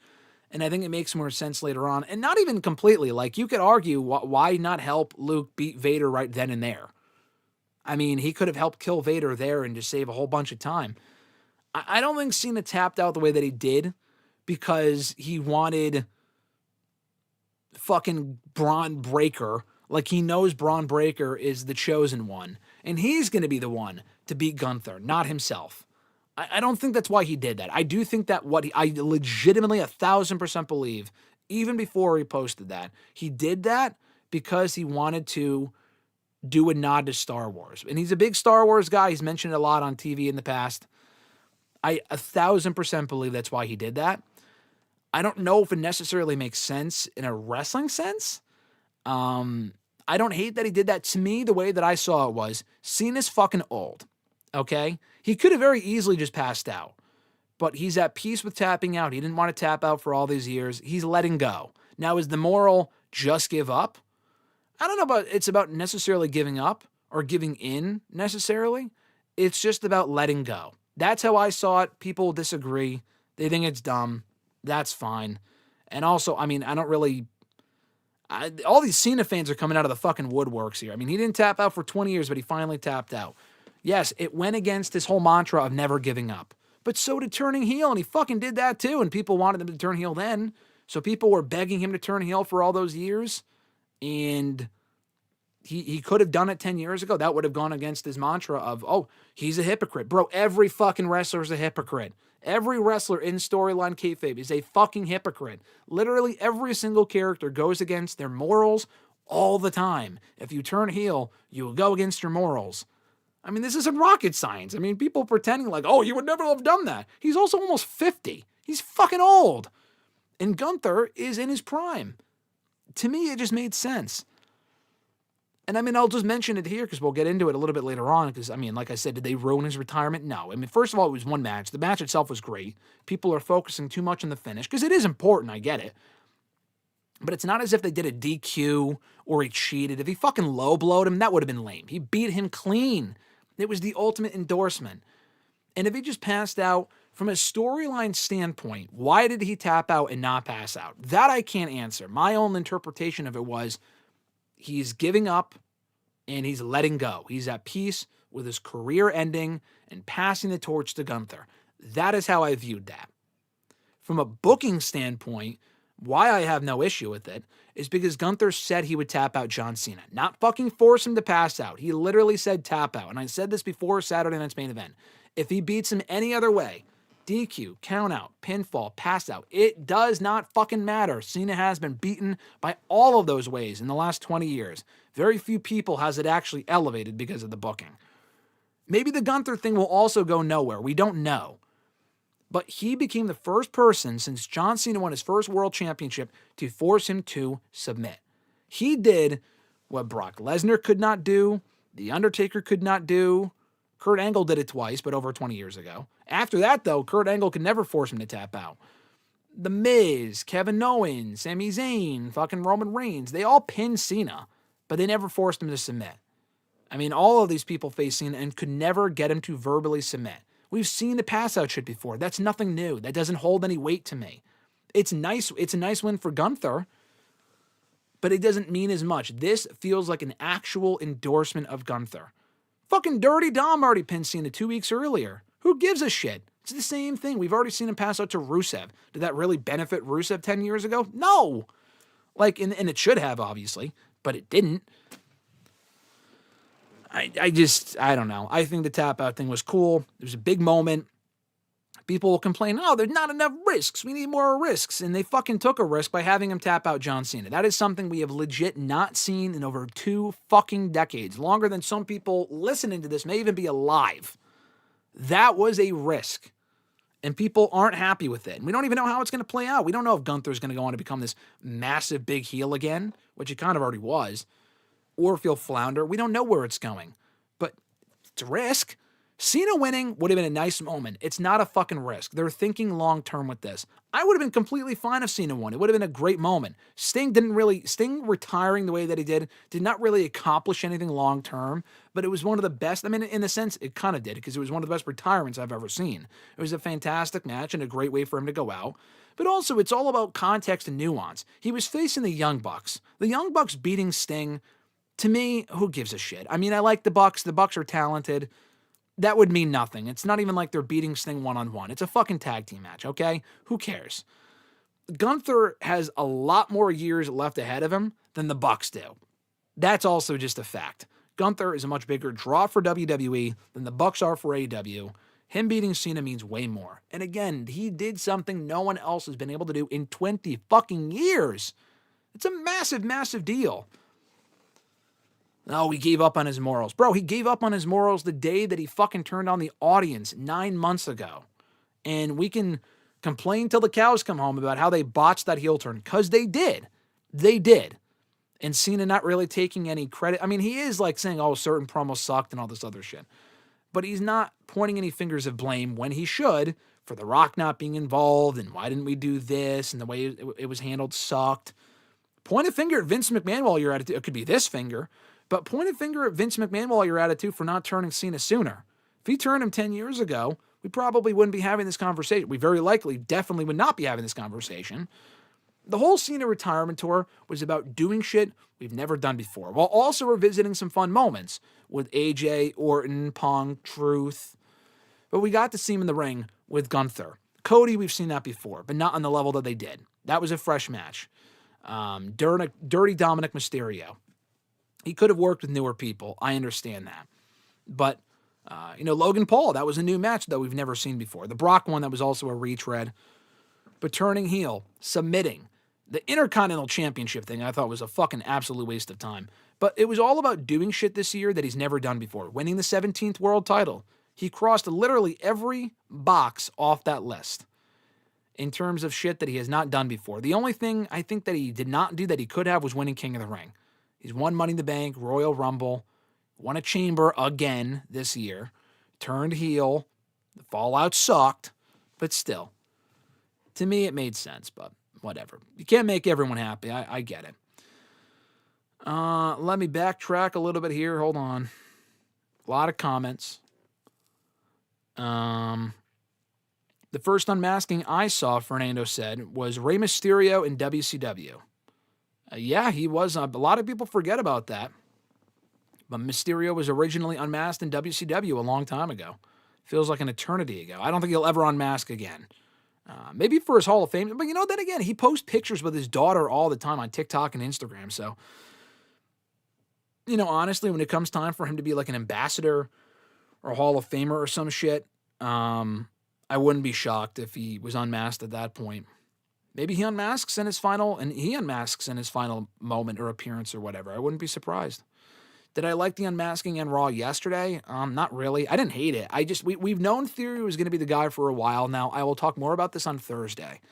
But my issue with the Theory thing, again, I'm thinking long-term here. I'm thinking bigger picture. A lot of people are so fucking focused on the moment. Bigger picture here. Theory, it's not just like, oh, he is talented. Honestly, ideally, he would be a good fit for a group like Division. You're forgetting bigger picture. The last time we saw him, he was a fucking loser. And it's not like he lost a match and that was it. He has been a loser for 2.5 years. This company, specifically this regime, this man in charge, Triple H, Hunter Hearst Helmsley, Paul Levesque, has given me zero faith. He has fucked up Theory not once but twice with that terrible Money in the Bank cash-in and the lack of follow-up on the WrestleMania win over John Cena. Not once but twice. He has bungled this man's career. Say what you will about Vince, and there's a lot we could say about Vince. We already have said a lot about Vince. But he had Theory, in my opinion, on the right track. Maybe he would have fizzled out too. We don't know. But under Triple H, he knocked him down a couple steps just to build him back up, only to knock him down again and never really build him back up. To me, it would have made more sense to gradually work his way back to the top.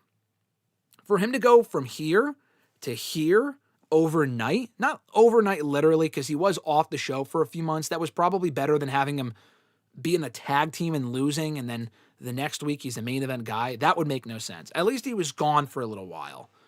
But I think it would have made more sense to have him turn on Waller, try him out as a babyface. We haven't seen that in WWE. And I feel like that might work. People were ready to cheer for Austin Theory during that program. When he was teaming with Waller for what felt like 5 years, they were ready to cheer for Austin Theory. Instead, they just broke up randomly, no angle at all, and now all of a sudden he's in the Vision. And if these reports that I have seen are to be believed, the only reason why Heyman wants him in the group is so he can take pinfalls for Breakker and Reed. That is so counterproductive and the exact issue with this company. At that point, put fucking Akira Tozawa in the group. I mean, just fire Theory at that point. I mean, what is that supposed to accomplish? I would love to be wrong. I'm not saying that he's fucked. I'm just saying it's going to be, and I've said this before, and I don't understand what part of this people don't understand. It is going to be very difficult for me and a lot of other people to care about Theory. It's not like when he unmasked, that was the first indication.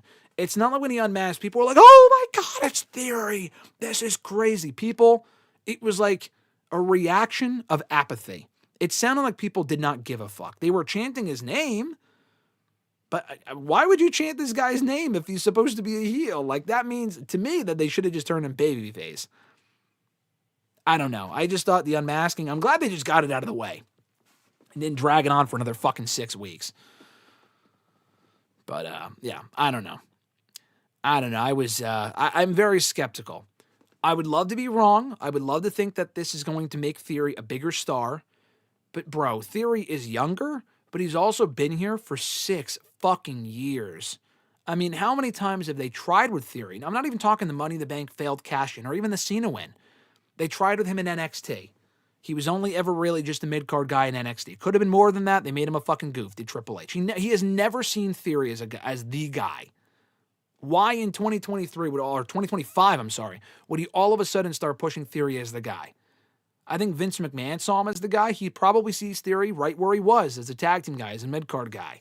I think he has a higher ceiling than that. But the way he's pushing him doesn't exactly give me a whole lot of confidence. Or at least at the rate that he's been pushing him. But, I mean, he was put in the Rollins group all those years ago. That went nowhere. The Way didn't really make him much more than a lower mid-card guy. He won no championships in NXT.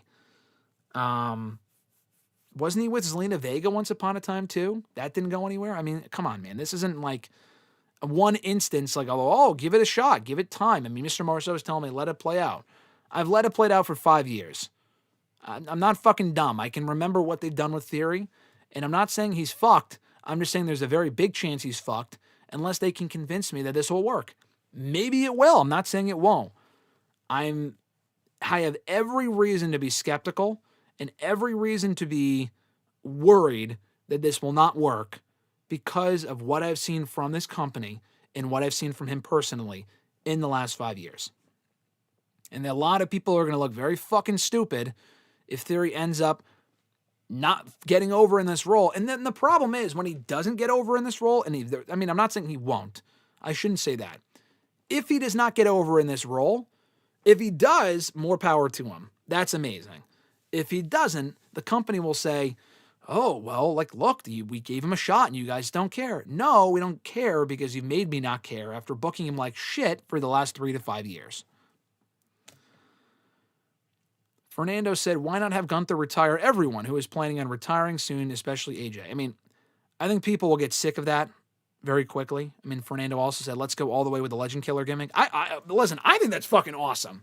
I'm just telling you, a lot of people are going to be very fucking bored of Gunther and might see him as being overpushed if they keep doing that.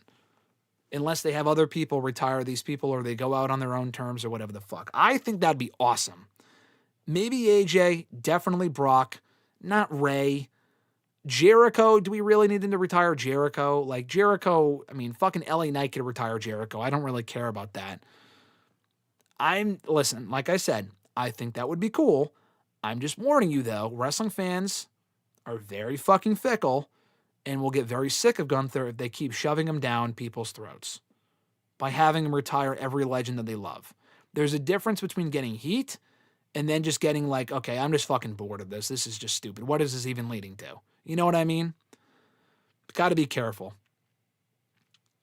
Eric, what's going on? He said, I'm seeing the Grinch 25-year anniversary movie. I am as well. I am seeing it tomorrow, actually. Yeah, I'll be seeing it. I mean, I've seen the movie a million times. It is easily my favorite Christmas movie. We're talking the Jim Carrey 2000 version. Favorite Christmas movie, one of the goated Christmas movies. I have never, to my knowledge, seen it in a theater. When it came out, I would have been 5. I may have seen it in a theater. I don't remember. I have no recollection of it. I was that young. So I'm going tomorrow with some family, so I'm looking forward to that. I've seen Christmas Vacation on a big screen. I've seen Die Hard on the big screen. Seeing Home Alone on the big screen would be cool. I've seen Elf in theaters. I remember going to see Elf in theaters when I was like 8. I remember that. I don't remember The Grinch, though. I probably did see it in theaters, but I don't remember. Daniel said, Cena gave up like a little bitch as a far cry from I'm sorry, I love you. It is the Knicks logo, okay. Cena gave up like a little bitch, and that was a great line. That made me fucking laugh. It's a far cry from I'm sorry, I love you, but I still thought it was amazing nonetheless. Johnny said his favorite Edge or Mick Foley match was him and Edge from 06. Emmanuel, what's going on? He says hello.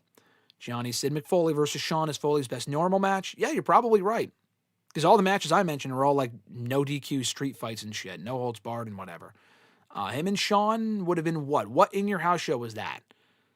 But yes, that's probably Foley's best actual...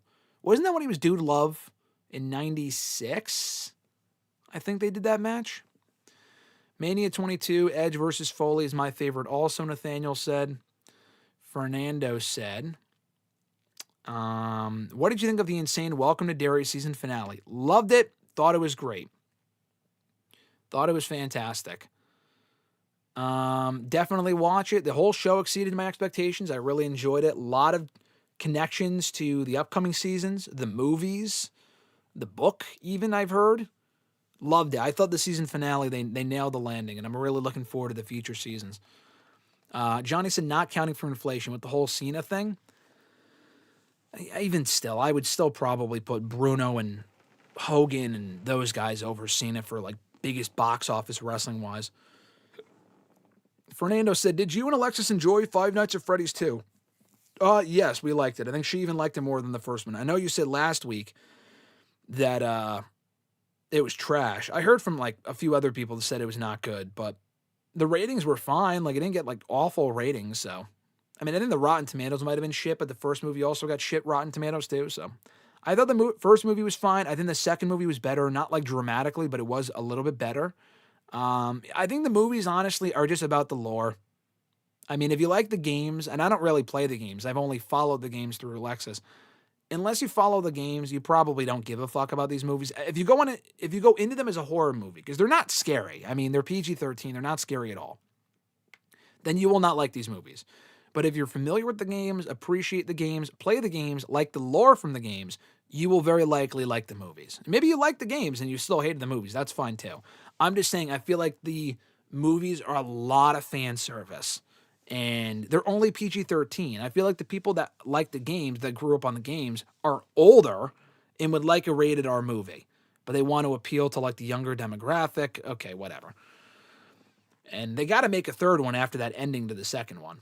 Johnny said, I should have said just wrestling in the box office question. I assume that's what you meant. We're not talking, like, for movies and shit. I mean, Batista would have to be up there, right? I mean, Batista on his own isn't a big box office draw, but he's been in one of the highest grossing movies of all time in Avengers Endgame. I mean, he was technically involved in that. If you're talking just wrestling, my answer does not change. If we're talking not wrestling, Bruno would obviously not be on that list. Cena, it would be Rock and Cena as number 1 and 2. And Hogan. Hogan would probably be 3. Because I think Cena's made way more money in movies and shit like that at this point than Hogan ever did in movies, but including wrestling as well. You also got to include NWO for Hogan, not just WWE, but like NWO also made a fuck ton of money and a lot of merch and all that other shit in the 90s. I mean, Hogan had like 2 different massive career booms in wrestling. So for wrestling specifically, he's got to be like number 1, if not number 2, behind Austin, but probably number 1. Daniel said, loved the Cena tap out. Among other things, the heat it's given Gunther is a big reason why. Also, now it's Gunther's version of Jericho beat Austin Rock same night to unify the belts for commentary. Yeah, and that Jericho thing lasted a long time. Now, there's 2 ways they can go with it. 1, the Jericho route that you said, or 2, the Miz beat Cena in the main event of Mania route, where the match was fucking awful, and Miz was never like a main eventer again. Despite beating Cena in the main event of Mania, he was never a main eventer for that company again.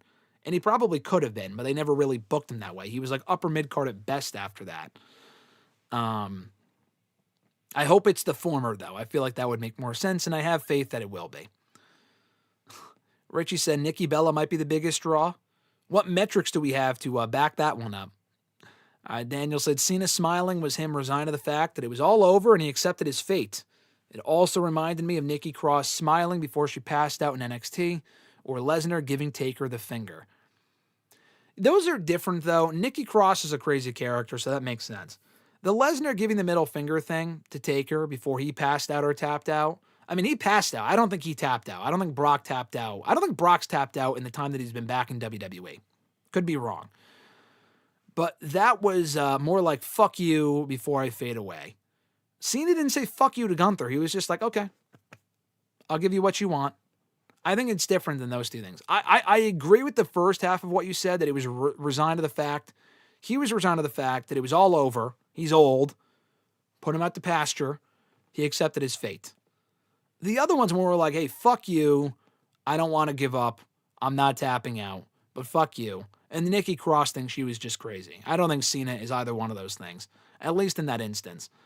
Fernando said, oh, why are we giving Stephanie a pass to Stephanie? Or why are we giving a pass? Okay, your question was kind of confusing. You said, well, why are we giving a pass to Stephanie? She knew all the kinds of stuff her dad was doing. I know it's hard to report her dad, support her dad, whatever. I think you messed that up. But she had a duty to protect the women in the company. She should not be on TV. We don't know what she knew. Now, do I sit here and think that she knew nothing? No. I mean, she was obviously privy to some stuff. I think it's even been like confirmed in some of the court documents that she was aware of some stuff. But I mean, she wasn't actually involved. Like, she wasn't involved in the actual trafficking of these women. Laurinaitis was. Brock is more, he was named in that lawsuit more than fucking Stephanie was. I mean, that's really all that it comes down to. Same thing with Triple H. Was he completely oblivious to this shit when it was happening probably a couple office doors down in fucking headquarters? I refuse to believe that. But legally, I don't think they're held accountable for it. I mean, same thing with Brock. That's the only reason why Brock's not on TV. He was named in the lawsuit, but he's not being sued. That's why they didn't let him go. He didn't technically do anything. Like, he didn't legally do anything. He just looks like a piece of shit. I don't think he should be on the show. Stephanie, even less so than Brock. She's not completely clean. I don't think we have to give her a pass. I'm not giving her a pass. I'm just saying it's not the same thing as Vince. Should she be on TV? I mean, I don't even really give a fuck if she's on TV or not. But when she is, that's not the first thing I think of, and she's not as legally responsible as some of these other people. That's just what it is. VA Sport Agency said, "Hey, Graham, happy holidays." Thank you for saying that. I appreciate that. Happy holidays to you as well, sir. Thanks for tuning in.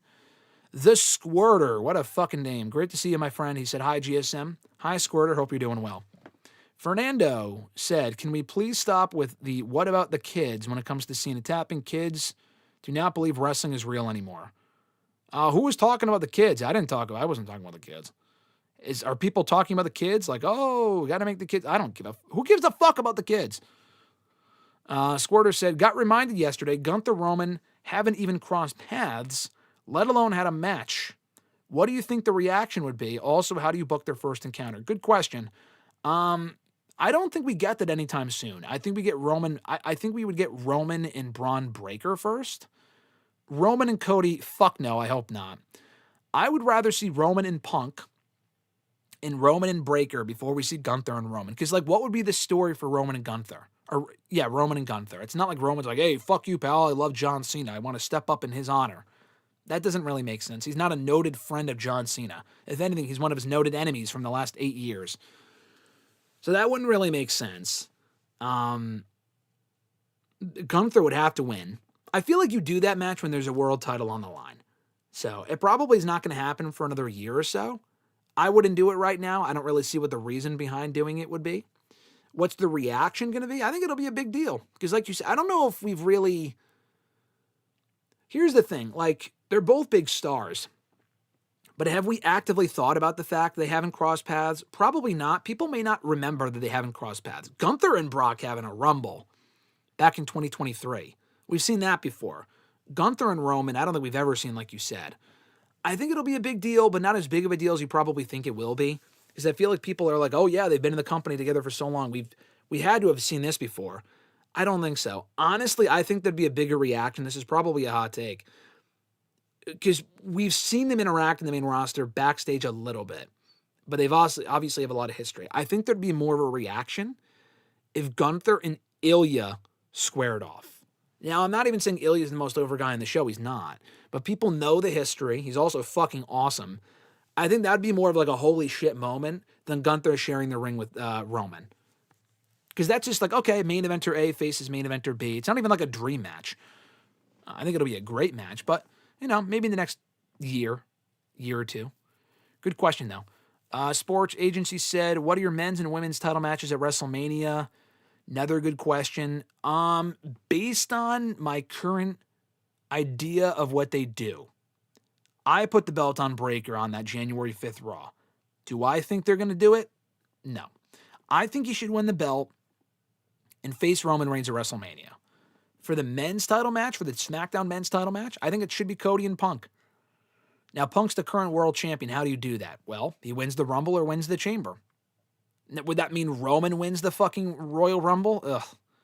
I don't really like that idea, but it's been, 11 years since he won the last one, so I don't love it, but I could see it. Whatever. If he faces Braun Breaker, I'm okay with that. If he faces Cody, then fuck off. No thanks. You can tease that, though. You can tease that. I think Drew should beat Cody. I don't think he is. That's my thing. Now, for the women's title matches, Jade Bianca. Bianca is ready by then, hopefully. It's been almost a year already. And then on Raw, I think it's going to be Stephanie and Rhea. I think those are two big matches you could do at WrestleMania for those respective championships. Fernando said, "I was talking about another Triple H Reign of Terror." We don't need that. That would be awful. Why would you willingly want to book a Triple H boring Reign of Terror for Gunther? That would suck. Gunther's also a far better wrestler than Triple H ever was. Hot take, I don't know, but he is. Richie said, "Hear me out. The person who should ultimately defeat Gunther later on down the line is Austin Theory. This masked man reveal in alignment with the Vision could spark a long-term story of Theory being used and abused until he finally turns face, beating names like Braun, Bronson, Logan, and Seth, and his biggest test would be against a then new champ in Gunther. Horrible idea, but let me be LMAO. It's not a horrible idea. I just have zero faith they're actually going to do anything with Theory long term. I think his goose is cooked, and this is do or die. I hope it fucking works. I don't think it is going to work. I really don't. This whole Theory and the Vision thing, I think it's going to fucking fail. So I can't buy into your idea with that mindset of I don't really think this is going to work, because I have reason to know this is not going to work, or to think that it's not going to work based on past experience with how they've booked Theory. But they've also said, oh, they're not going to turn Cena heel, they're not going to do this, and they fucking do it. So you just never know. Wrestling is very unpredictable like that, specifically WWE. Is Theory the guy to ultimately take down Gunther? Even if they were to do that idea, I don't hate the idea. Maybe. We don't even know if Theory would work as a face. I think that would have been worth trying about 6 months ago. They didn't do it, whatever. Maybe that could work. I would rather see Gunther taken down by a Jacob Fatu or an Oba fucking Femi. I feel like there's much more money in that. Him facing Fatu, Femi, or Ilya Dragunov. I would much rather see any of those three people be the one to take down the mighty Gunther before Austin Theory. At least in my opinion. Obi-Wan was the ultimate babyface, Johnny said. I think people would say Luke. Obi-Wan was kind of inept. But, still a good theory. Daniel said, while I appreciate that they did not have Oba lose, I hated the non-finish. Just have Oba win like KO beat Cena. Gets the young guy over in a big way and can create doubt for Cody going forward. Yeah, I fucking hated that. I thought that was a dumbass finish. A predictable finish, but stupid. It could have been worse. They could have had Cody just straight up beat Oba. That would have been even worse. He wouldn't have lost anything, would Femi, but it's just not necessary. I would have had Femi beat Cody too. I think that would have been amazing. And then you can revisit it down the road, but they want to use it to further the feud between Cody and Drew, a feud that ran its course a while ago that I just don't give a shit about at this point. I like the idea of the feud. It's been going on for so long, and they haven't really furthered it all that well, and it's not interesting, and the whole Cody winning twice thing, who cares? But I agree. Completely agree with what you said. Richie said, but I do think this has potential to revitalize Austin Theory, and I think he has potential to be a good babyface. Plus, Austin has beaten Cena long before Gunther did in Mania, even though it sucked. Yeah, but so did Solo, and I doubt they're going to bring that shit up. Like, oh yeah, I beat him before you beat him, and didn't amount to anything, so it doesn't matter. So was Cena. Yeah, if you want to use that logic, like, oh, Theory can say, I beat him well before you did. Yeah, so did the fucking Miz, and how well did that go, you know what I mean? Like that, that wouldn't be a reason to have Gunther feud with Miz, which we've already seen before anyway, and they had actually a couple of great matches a few years ago. Anyway, no, I think, does this have potential? Yes. I'm just saying I'm not optimistic. I'm not saying I'm not optimistic in general. I like to think I am.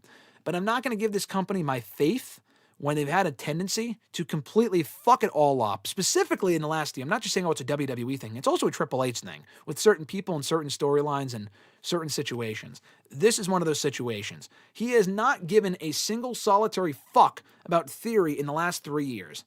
Why would now be any... Did he just wake up one day and say, you know what, we should probably start doing something with Austin Theory? I don't believe it. I don't think Theory's one of his guys. I think he's a guy that you put in a group to eat the fucking losses for the other people that you don't want losing. That is legitimately the only reason why I think he's in this spot. Can it turn into more than this? Yes. To me, it feels like Daniel Garcia joining the Death Riders. It's a fucking lateral move. Is he now involved in more main events? Yes. Does that make a difference? Not really. A little bit because he has more exposure. But LA Knight was involved in 1 million main events this year. Did it make a difference long term? No. He's probably in a worse spot now than he was 6 months ago. Let's see. Daniel said, glad to be able to catch a live stream again. Great to see you, Daniel. Like I said, awesome seeing you here in the chat. We love having you. We missed you as well. Johnny said, John Cena trying to be in a Star Wars movie or show. He's been trying to do that shit for a decade. Remember that awful... I appreciate it for the Easter eggs, but remember that terrible promo that he cut on, after... It was on, John Laurinaitis or some shit. He told the story of WWE in Christmas... Or not in Christmas terms. In Star Wars terms. Name-dropping Star Wars characters and shit about, 13 years ago in 2012. That was, peak terribleness of WWE. Emmanuel said, I find Kane unmasking funny in retrospect because he was already wearing less and less clothing each year. He even had a see-through singlet by 2001. I don't remember that shit. If there's anyone on the roster, especially in the Attitude Era, that I would guess was wearing less and less clothing or that people wanted to see wear less and less clothing, Kane would not be my answer. Let's just put it that way. Daniel said, oh, the irony of Cena getting both Don't Give Up and Super Cena chants in his last match. Yeah, that was fucking funny. I mean, as others have said, for Cena to get the Super Cena chants in 2025, what a full circle moment after all the fucking burials that man was involved in. On camera, I'm not just saying him specifically was burying some of these talents. A lot of it came down to who they were booking him to beat. Someone asked a question about that. But anyway, Richie said, I don't think Cena necessarily tapped out in the typical sense. There was no sense of urgency when he did. Cena, however, had more acceptance and still showed that he didn't give up until the end. Yeah, I mean, it's not like he gave up and he had a fucking power bomb and he's like, I quit. I feel like that would have been worse if he was like, I quit, I tap. Like, if for him to physically say I quit would have been worse, I feel like. The tap out I had no issue with. I agree with you, though. I think he more so tapped out he physically did tap out, but he had more acceptance of the moment. And it's not like he tapped out because he's like a fucking pussy or something. He tapped out because he felt like it was time. I'm ready to ride off into the sunset. That's what that felt like to me. But again, not a big deal. Richie said, should he have passed out? Sure, but as you said, he was at peace. Gunther did what he said he would, and Cena would not have gone out any other way than on his back. I mean, they could have forced Cena to win, but I mean, I don't really think it's that big of a deal. And Gunther did what he said he would. If Gunther said he was going to tap him out and he passed out, that's fucking lame. Again, we've seen it before, and then Gunther's the liar. I'd rather Cena lie when he's 50 years old than Gunther, who's going to be here on Monday. Squirter said, why did Gunther get booted from Raw yesterday? He won fair and square. I guess because he's an asshole. I guess that was that's what I learned. It was still a great segment, but yeah, literally speaking, why the fuck would he get booted from the show? Because he's a dick? Look at your entire roster, Adam Pearce. There's far bigger assholes on that show than Gunther. Fernando said, nice try, but I don't know about that Obi-Wan comparison. That's what they were going for. I'm just telling you. I'm not saying I love the idea, but I get it and I don't mind it. But that's absolutely what they were going for. I 1000% believe that. Hold on. Let me backtrack a little bit here.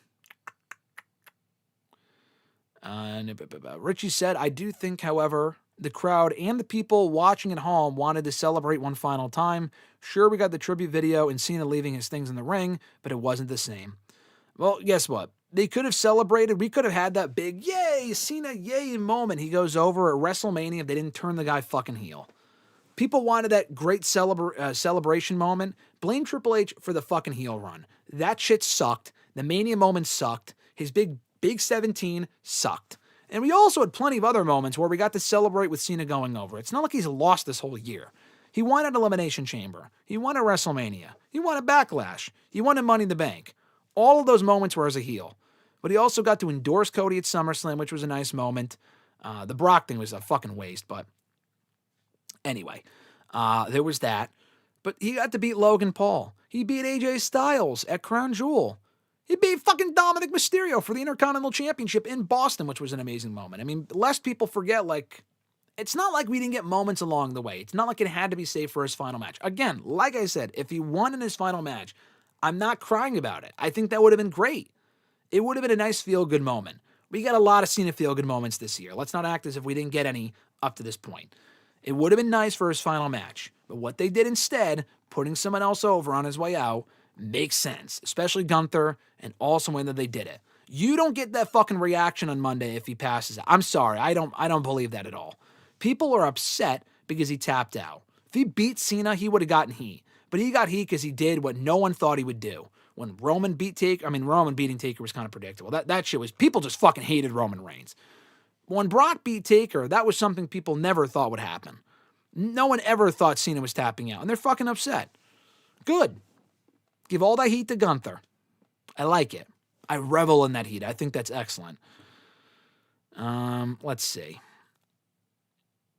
I can't believe the amount of people had that issue with the Cena loss, let alone the tap out. Brother, I think it was a majority of people that did not like it. I think literally, not everyone. There were some people I talked to that did not have an issue with it. A lot of people I did talk to had a big issue with it. RJ is not one of those people. RJ also liked it, and we'll talk about it on Thursday. But a lot of people fucking hated it. I heard from a lot of people who did not like it, and that's fine. But that might have been what WWE was going for anyway. Richie said, all in all, WWE needs to capitalize on this hate for Gunther. He is now the biggest heel in the business. I agree. Completely agree. Cena can have one more final run in NXT. He hasn't won those titles. You know, he really should have appeared in NXT this year. He picked the Iron Survivor Challenge competitors. He didn't fucking pick those people. You think Cena watches the product and knows who Kendall Gray is? I mean, I like Kendall Gray, but I saw her doing an interview saying, oh, I was so surprised when John Cena endorsed me. You think fucking John Cena watches NXT, let alone who knows who Kendall Gray is? I know he was down in NXT recently. He doesn't know who fucking half the roster is. Give me a break. They told him to say something, and he said it for a video. He was in NXT. He did appear in NXT a few years ago for that October episode where Taker showed up and all that other shit, and I think he laid out Breaker with an AA, if I'm not mistaken. But I don't think he's wrestled on TV in NXT. He's wrestled in NXT for dark matches, but not on TV. That would have been cool to get this year, but whatever, I guess. Nathaniel said, would you want Brock versus Oba for Brock's last match? I'd be down for that. If it's not Gunther, Oba might even be better, because Oba would benefit more than Gunther would. Gunther's a made man. Oba's not. Oba should be a made man. He's fucking awesome. But I'm just saying, Oba beating Brock, I feel like would be sick. All right. Anyway. Daniel said, Dom actually acts a lot like Unmasked WCW Ray.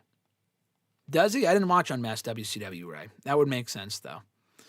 Daniel also said, Heyman's alleged reasoning for wanting Theory is oxymoronic as hell. Yeah, for having him lose, I agree. It's fucking stupid. If that's real, that might not even be a real report. But if it is, and I think it is, that's fucking stupid. And I can believe it, too. Has there been a WWE retirement that made me cry? Very good question. I don't think so. Well, you know what? Two, actually. I guess kind of... sorry, I'm just responding to something. Hold on.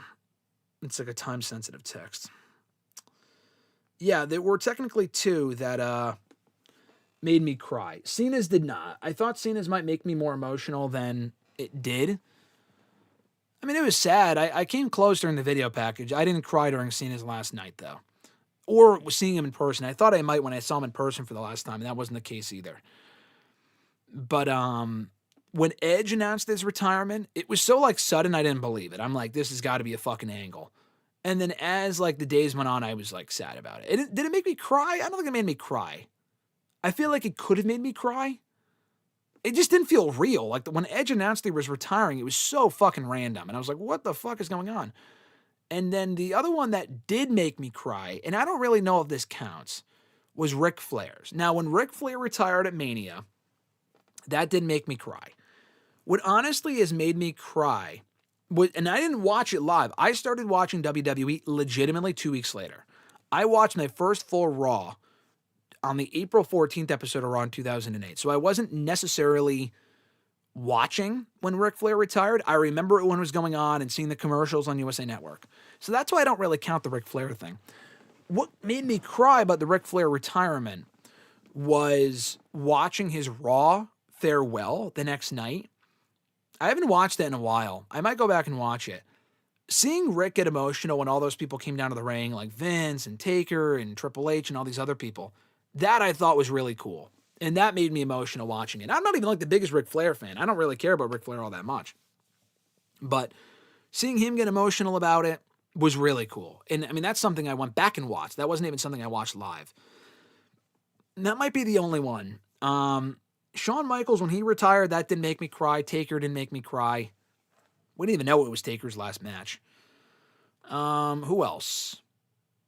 That's about it. Edge came back. Cena's didn't make me cry. Batista didn't make me cry. I love Batista. I was there for that last match in Mania 35. That didn't make me cry. He wasn't supposed to, but I thought I was very happy I got to witness that, though. Yeah. Yeah, none of them made me cry, except for maybe that Ric Flair one, but that was after the fact. Fernando, also great to see you, Fresh Fly. Thank you for asking that question. Fernando said, "Are you saying Jericho is going to WWE for good?" No, I'm not saying he definitely is. I think if I had to pick, I say he is.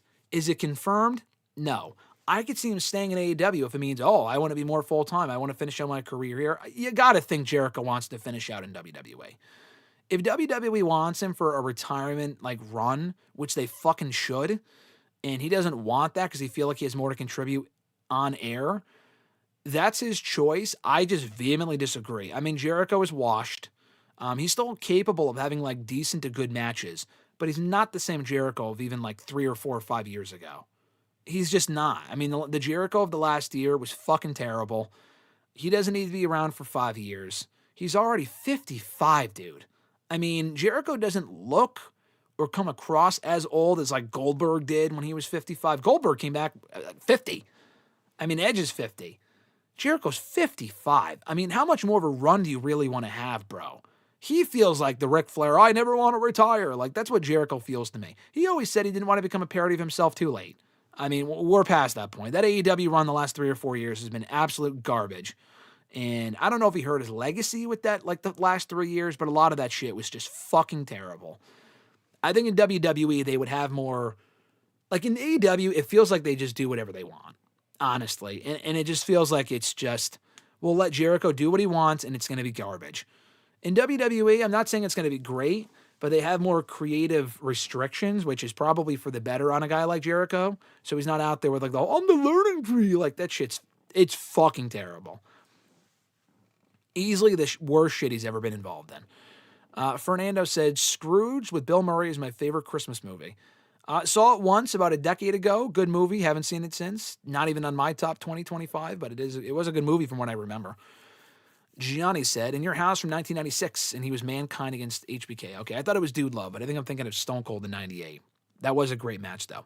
Abu Sika is back. Abu Sika, what's going on, brother? He said, hi, Graham. Especially if they're on the same show, Cody should chill on the top rope cutter. Javon's puts his to all types of shame. Yeah, Javon's is way better. It's way better. Abu Sika, what are you talking about? He said, do I think Batista is for the John Cena? I'm confused. You're confusing me. You've asked that question. Was it you that asked that question before? Someone has asked me that before. Is John Cena or is Batista for the John Cena? And I have said, the fuck are you talking about? But happy to see you, Abu Sika. Hope you're doing well. Hope the Abu Sika Bukaki Ghost is doing well as well. Fernando said, Black Christmas and Silent Night, Deadly Night, and New Year's Evil are good family Christmas movies, LOL. I'm going to guess that they're not. I have not seen any of those. Those don't sound like Christmas family movies, family Christmas movies, but I don't think I've seen any of them. Biggest woman's draw, Johnny asked? That's a good question. Biggest female draw, honestly, is probably Becky Lynch, right? I mean, who else would that be? Who else has been a bigger draw for WWE? I mean, Rhea is up there. I don't know if she's quite there. I'm thinking all time here, not just in a short period. It might be Becky. I don't think Trish and Lita were necessarily draws. I mean, they were very popular, but biggest draws, I don't know if I would go with them. Maybe Fabulous Moolah back in the day. I mean, it's kind of hard to go with her because she's a fucking garbage human being, but I don't even know if she was necessarily a draw as much as she just dominated that division because she didn't want to give up the title. It might be Becky for as much business as she did with WWE, and especially when she was especially hot in 2019. Rhea will probably end up being the biggest female draw they've ever had, because she's also just one of their biggest stars, period, currently. And I was asked, who could be the next John Cena? There will never be another John Cena, but to fill that role, Rhea Ripley could be that person. She is that important to that company, and she's that big of a name. Bianca, I would go with Rhea over Bianca. That's about it. I mean, AJ Lee, was she a draw? She did have the Raw ratings were doing fairly well when she was on top. So I would put AJ in that conversation too. I would still probably go Becky over AJ in terms of business. But AJ did really well when she was involved in the main event angles in 2012, 2013, and whatnot. So AJ's another one.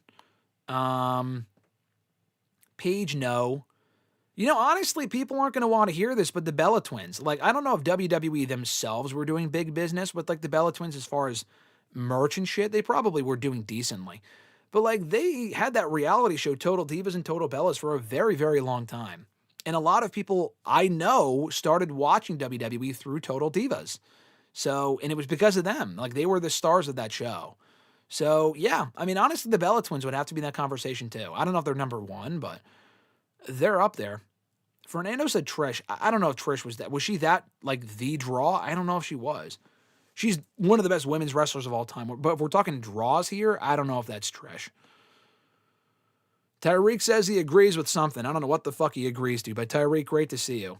You're Tyreek 1. Alexis is Tyreek 2. You got to take it up with her. I doubt you're still here, but just got to throw that out there. Richie said, Roman being a secret Cena mark and challenging Gunther for that very reason is so goddamn funny. Yeah, that would be hilarious.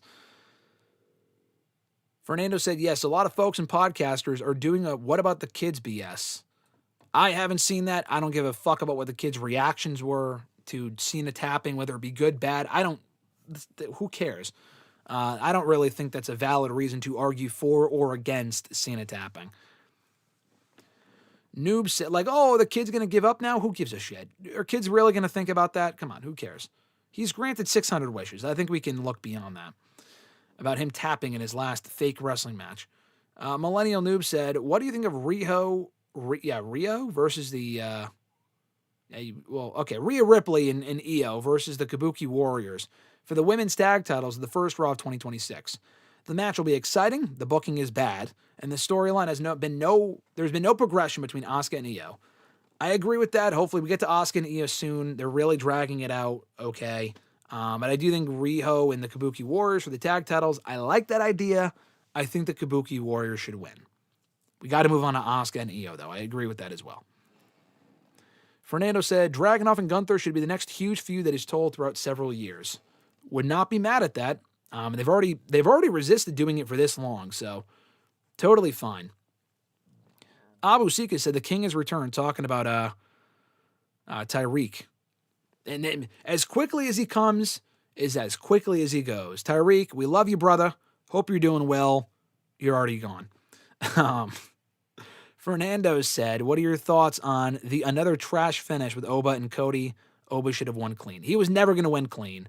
I do agree he should have. I said that earlier. That would have been amazing. I said that earlier, though, that the finish was garbage. The run-in finish at Saturday Night's Main Event was terrible. Predictable, but whatever. It's better than Cody being the Oba clean. I actually think that would have been worse. Fernando said, Tyreek, Alexis, what's up? That's funny. Of course, it's the one day that Alexis isn't here. Adding more fuel to the fire that it's Alexis behind that Tyreek burner, but just a theory. Yoey Spingucci, what's going on? Hope you're doing well, brother. Great to see you here in the chat. He said, haven't watched in a while. And it's old seeing them still drag out the stories from when I watched last.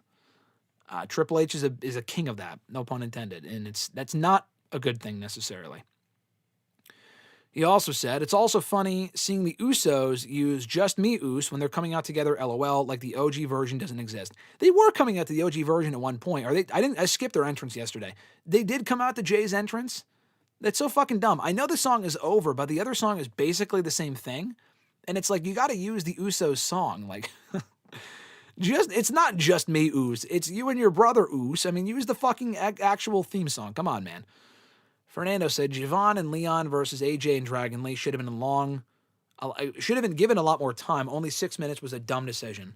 Yeah, it was way too short. Fun while it lasted. Hell of a sprint. Too short.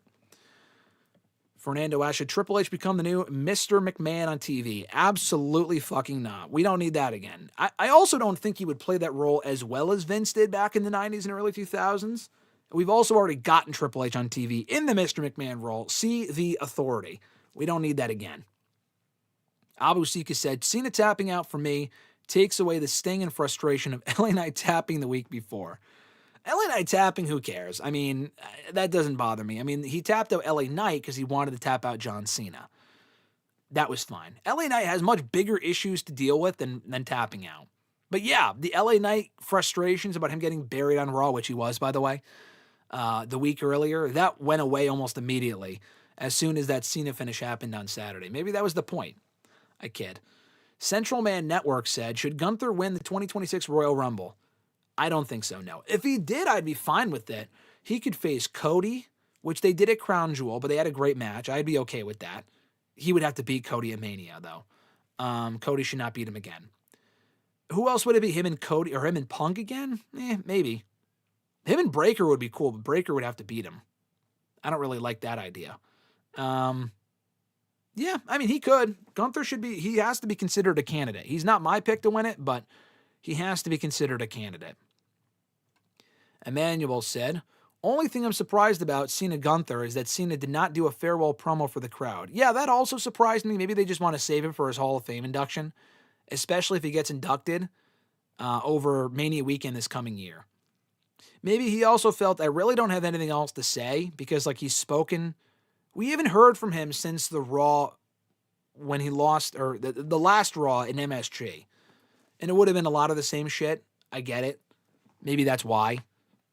But, yeah, no, they could just save it for when he goes into the Hall of Fame. I'm okay with that. Because it's like he's probably going in 3 or 4 months. So it'll be a lot of the same shit.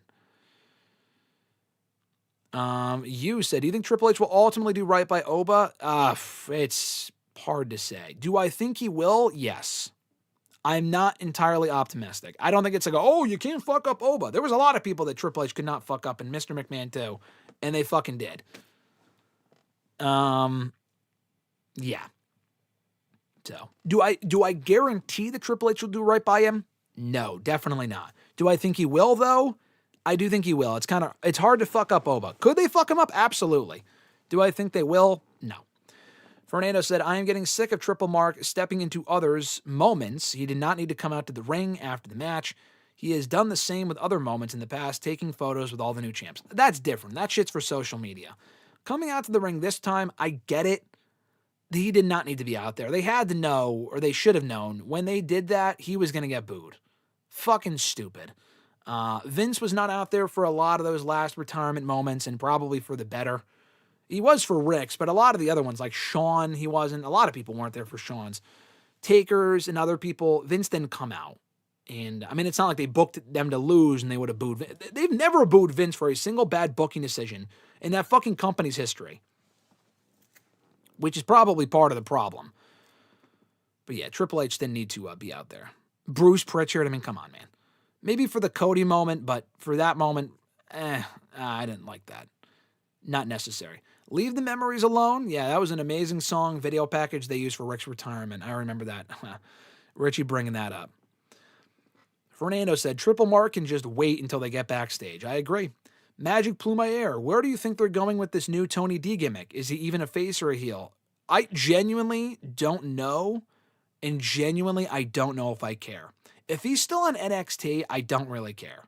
He's been there now for fucking 4 years. It's time to move on. He's got to go to the main roster. I don't even know if they have a plan for him in the main roster. That's probably why. Maybe they're doing this to convince, to tell people, hey, listen, the gimmick sucks. His whole mafia gimmick is not going to work on the main roster, so we're not going to do that here. I don't know.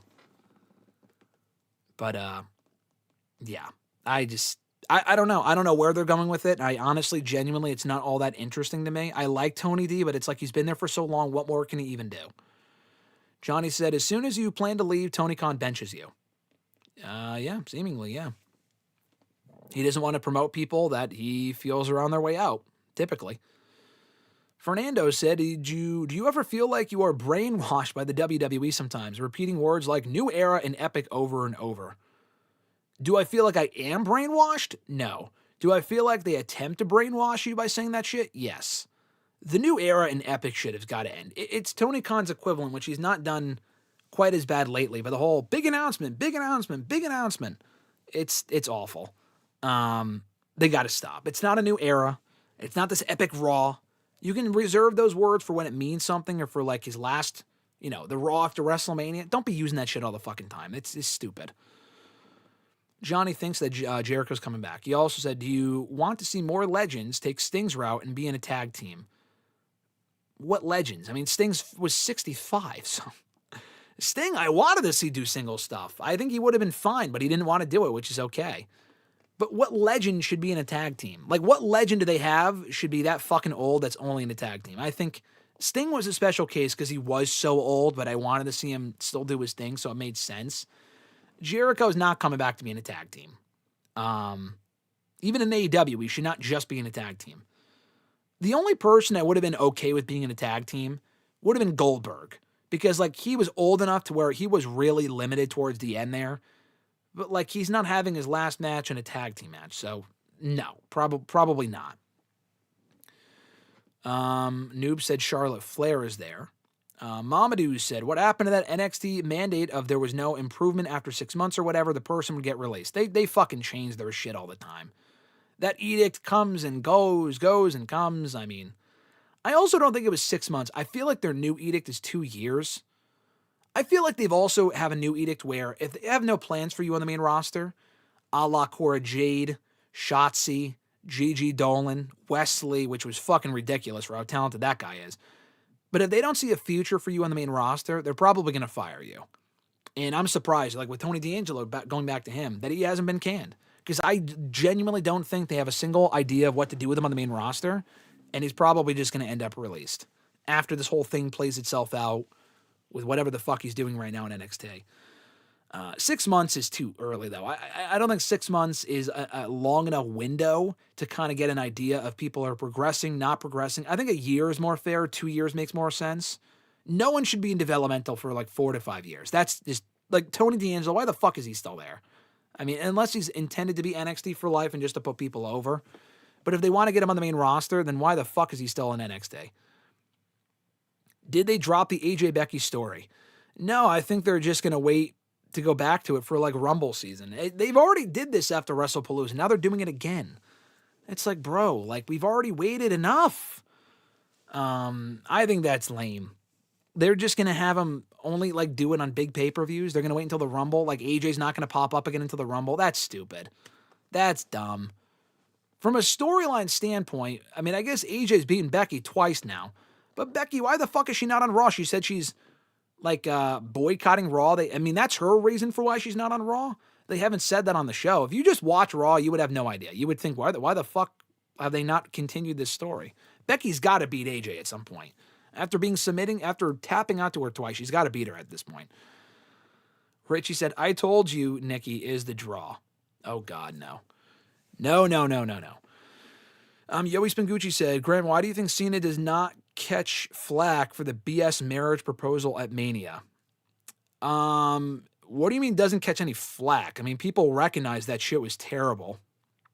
I mean, I think that was legit. Like, I think he probably already proposed to her. I would love to know in retrospect, but now they're not together anymore, so it's kind of weird to bring up to him in an interview.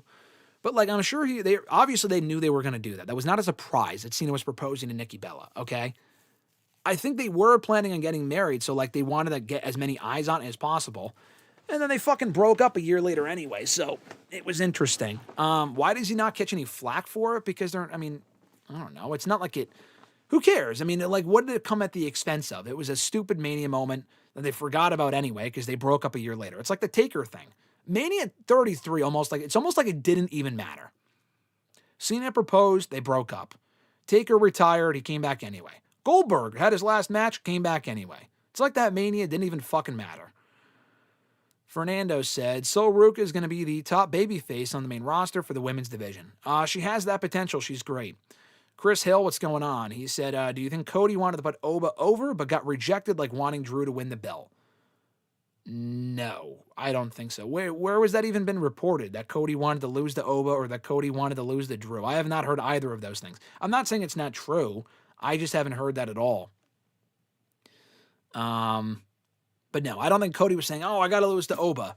And then Triple H is like, oh, no, we got to have you lose by DQ. That would be fucking stupid. Like, let Cody doesn't call the shots, but in that case, it would make sense.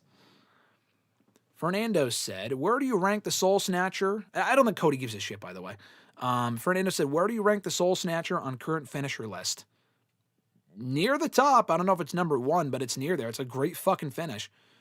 Johnny said, I want to see the Usos versus Lucha Bros at Mania. I didn't even think about that possibility. That would be awesome. Yes, please. I was thinking, like, what do you do with the Usos at Mania or Jay specifically? Do not do Jay and Jimmy again. Fuck no. That first match sucked. Do not do it again. Didn't even really want to see it the first time. That would make sense, though. That's a Mania-worthy match. Usos and Lucha Bros? Fuck yeah, that'd be awesome. Abu Sika said, I'm scared to speak to RJ on Thursday after Shoders. Is that how you pronounce his name? I always fuck it up. Horrendous performance on Sunday. LOL. Oh, yeah, no, come back on Thursday. RJ will let you know all about it and fucking shoot on it for you. Chris said, do you think Theory for the time being will use the curb stomp as his finish? Probably. His own finisher is fine, but as like a nod to Rollins, as like a fuck you to Rollins, I can see it. Maybe not, actually. I feel like they only did that because they wanted you to think it was Rollins. I don't think that has to be his finisher, though, now that we know that it's not Rollins. Grunt said, Paul inserting himself in everything is both hilarious and incredibly aggravating. Yeah, it's unnecessary is what it is. Triple H still wants the attention on himself. Yes, he does. He always has. Grunt said, if he fumbles Obafemi, he 100% deserves the Triple K nickname. It certainly wouldn't help his case, would it? If he fumbles Obafemi, Javon Evans, Trick Williams, and Carmelo Hayes, then yes. I'm not one to call him Triple K, but if he fumbled all 4 of those stars that have the potential to be big stars, then yes, there might be something to that nickname. Johnny said, what do you think, or who do you think will be in the finals of the C2 and who wins? I don't know who's going to be in it has to be Okada and Takeshita, right? I think Takeshita wins. I think he fucking should. Yeah, Takeshita Okada makes the most sense. I think the Continental Classic's been great so far. And ring-wise, they made it unpredictable, which is great, but I think Takeshita's got to win the whole thing. Grunt said, war flashbacks to WrestleMania 38 and them driving the word stupendous into the ground. Yeah, the most stupendous WrestleMania of all time. They drive a lot of words into the ground. Fernando said, Tony D better not pin Oba. Well, spoiler, he already actually did. He already pinned Oba back in twice. I think he actually beat Oba twice back in last year for the NXT North American title. He should not pin him this time, obviously, if that's what you mean. But he's already beaten him twice. Freak Lake Najit. If I mispronounce that, I usually do. I apologize. But what's going on, Freak? Hope you're doing well. They said, do you know how much longer Leon Slater has on his contract? Seems like WWE definitely wants him. Oh, they fucking want Leon Slater. If they put him on their own show for John Cena's retirement and he doesn't even work there, you better fucking believe they want Leon Slater. How much longer does he have? I don't know. I feel like TNA contracts are not that long. I could see him being I could see him being a free agent within the next year. At that point, he will absolutely be in WWE. He might actually benefit from staying longer in TNA and having more like upward mobility there, but WWE will very likely want him as soon as possible. How would I rate AJ's return so far? It's been good, but I just want more.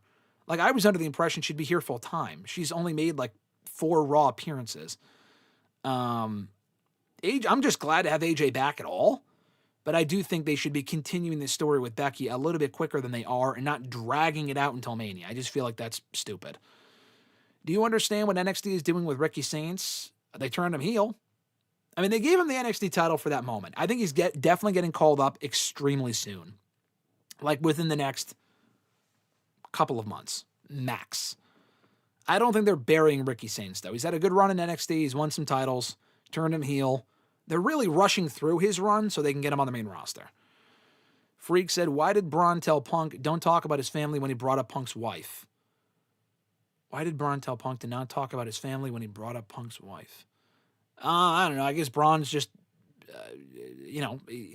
Punk is shit on Braun's family, but Braun started it by bringing up AJ Lee. So, yeah, you're right. Braun's just the baby, so that's why.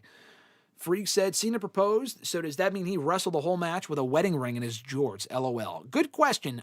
He probably just had it given to him by someone at ringside. I don't remember. That would be hilarious, though, if he did have it in his pants and it fell out. And he went to go propose and he couldn't find it. That would be amazing. And then someone in the fucking front row is like, hey, I got the ring. Like the fucking green shirt guy's like, hey, I have the ring on my finger. That would be funny. Richie said Cena Nikki proposal was a Vince McMahon call. I think that doesn't surprise me. To do it in front of the entire crowd as a payoff to the whole total diva shit, that doesn't surprise me at all. Grunt said, it's a Mania moment that never amounted to anything. Grunt said, no one besides me can list off every Cena world title reign bet. Okay, aside from Grunt, I guess you could. You have a memory that is, you are as weird as I am when it comes to that shit. But everyone else, I'm not convinced. Fernando said, where is Randy? His absence right now is odd. Vacation, I guess. I mean, he wasn't even written off the show is the best part. It's not like they wrote him off. He just fucking disappeared one day, and he hasn't been seen since. He was in Saudi for Cena's last match, promoting the Royal Rumble, and he was at Mr. Beastland, that garbage. But, I guess creatively they just don't have anything for him, which is pretty insane. Or they're just holding off until the Cody Drew stuff is done so he can come back and work with fucking Cody, hopefully. What do I think of Cody's box office? It's not the same as Cena's. I think Cody's a big star, very popular, sells a lot of merch. Where he falls box office wise, like ever, it's not even like top 20. I mean, like Triple H, Cena, Punk, all those people are bigger because they've been around longer. Cody's only been on top now for like a year or two, so it's still too soon to say. Is he the biggest box office star in the company right now? Not more so than Roman. I would say he's a bigger star box office name than Seth Rollins. He's towards the top. I mean, probably even more so than Brock, to be honest. I mean, Brock doesn't even really have much left in the tank as far as that's concerned, in my opinion. Fernando said the Usos and Lucha Bros at Mania sounds dope. Yeah, sign me the fuck up on that. Chris Faplander, goated name. Do you think Theory has actually been under the mask this whole time or just yesterday? I could see him being under the mask the whole time. People said last week was definitely Montez Ford or the guy was black or whatever. Like, I didn't see that. Maybe. I have no idea. There's a chance that it may not have just been Theory. That it could have been Montez under the mask as well. Honestly, if Montez joins the division, fuck yeah. Theory, who cares? Montez, why not? He is going nowhere in the profits. Put him on his own, that would be cool. You'd have to explain why he's in the Vision and Angelo's reaction to it, but I think that'd be sick. Johnny said, and Fernando, they both said the same thing. Triple H does not see color. Hey, he admitted it himself. That is true. Richie said, Sean Ross Sapp claims that Leon's TNA contract runs until the fall of 2026. Well, there you go. It's got about 9 months. At that point, WWE is going to want to snatch him up as soon as possible. Honestly, unless they let him go sooner than that, which also would not surprise me. Joe Hendry, same thing. I think Joe Hendry's deal was up in like January or some shit, and they let him go early. I could see Leon Slater I could see the same thing happening to him. Fernando said, Braun's family is fair game. They spent a lot of years in the wrestling business. Yeah. I mean, so did AJ Lee, to be fair, but his dad's also said it and done some stupid shit. So for Punk to go off on the Steiners is definitely fair. I think that's definitely fair game. I would love to see Scott Steiner come out and have a war of words with Punk. How crazy would that be? Is Cody losing his popularity with the fans? No, he's still super over. Is he as universally over as he was a year ago? No, probably not. But I think he's still extremely popular. He's still like the guy in that company. They'll have to turn him heel at some point, at which point now is too soon. And I think they fucked with his goodwill with the fans when they did the whole Cena turn. That was stupid, because then they started booing Cody because they didn't want to boo Cena. That whole thing was just awful. But no, I don't. Is Cody losing popularity? Maybe a little bit, but not drastically or alarmingly enough to the point where they have to turn him heel anytime soon, in my opinion. At Marios, what's going on? Do I think Cody and Roman are friends? No. I do think they are legit when they say they are very competitive with each other. Do I think they hate each other? No. Do I think they're friends? Definitely not. Do I think they're cool? Yeah, I think Cody's cool with probably everyone on the roster. I think Cody and Punk are more friends than Cody and Roman. I don't think Cody and Cody and Roman are friends at all. Do I think the fans are starting to turn on Cody? I just answered this, but no. I have not noticed that it's so alarming, like, oh man, the people really like fucking hate Cody, or, you know, they're really turning on him. They got to turn him heel. I have not noticed that recently. Maybe by Mania, but not right now. Ronnie said Triple H needs to be fired. Well, who's replacing him is the question. You can't just fire Triple H and not have a suitable replacement as head of creative, because if you bring back Vince, we're all fucked. I wouldn't go quite that far. But Fernando said Montez and Bianca should turn heel together, and Montez and Bianca versus Seth and Becky at Mania in 2 years. Yeah, I agree, but I feel like, I'm not saying that's not going to happen. I feel like if WWE wanted to do that, they would have done it by now. They just don't want to do it. But that would be great, though. Do I think Punk and Roman are cool? I think Punk and Roman are cooler than Cody and Roman. That's weird to say, but are they friends? Do I think they're cool? Yes. I think it kind of have to be if they're working together on TV as much as they have the last year or two. Do I think they're friends? Definitely not. I don't think Roman, Punk, I don't think has many friends, period, in that company. He's cool with a lot of people. I don't think Roman is one of those people he's friends with, though. Johnny said, what letter grade would I give to Jade, Ethan, Ricky, and Mariah for their WWE careers so far? Jade, I would go B-. I mean, she hasn't had a lot of great matches, but I thought the Bianca tag team was good. She's been on TV. She's gotten over. She just won the women's title. She's just getting started, it feels like. I'd probably go B- for Jade. Ethan, A. Ethan's had the best run of them all. His run exceeded all expectations. He's been a great North American champion. His run as NXT champion was good. He's gotten over. He's entertaining. He's been great. So easy A for Ethan. Ricky, I'd go B. You know, it's been fine. He's only been there for like 6 months, but in that time he's been NXT champion, North American champion, and he's been a regular on the show, over in NXT. He's not on the main roster yet, so it's hard to say. In Mariah, I'd probably go B as well. She won the North American title a little while ago. She's played her role well. She's only been there for like 5 months, which is not that long at all. But they found immediate direction with her as a heel. They had her as a babyface, but she turned heel soon after. Had the Jordan Grace feud. She's on the show quite a bit. Yeah, I'd go B. I feel like all of them have done fairly well. They could do better. But with those 4 specifically, I feel like they've had varying degrees of success. Ronnie said, Cody's been very vanilla. Roman's been void for the last 3 years since he won the titles. Gunther's overrated. Punk is best, but his time is dwindling, and no one else is over enough to support a fan base, so I don't know. Well, there you go. I don't agree with all of that, but you make some decent points. Is that why you're asking if I think Roman and Punk are cool because they're Z-Bros? Yeah, I guess they are cool in Zootopia. I think, like I said, I think Punk and Roman are cooler with each other than Cody and Roman. My opinion. Johnny said, do I think any wrestler turned actor wins an Oscar or Emmy? Maybe eventually. I don't know who that would be. I hope so. Batista deserves it. Would Rock ever win one? Maybe. Because he deserves it? I don't know. But could I see him winning it for like the Smashing Machine? Possibly. Do I see it happening anytime soon? No.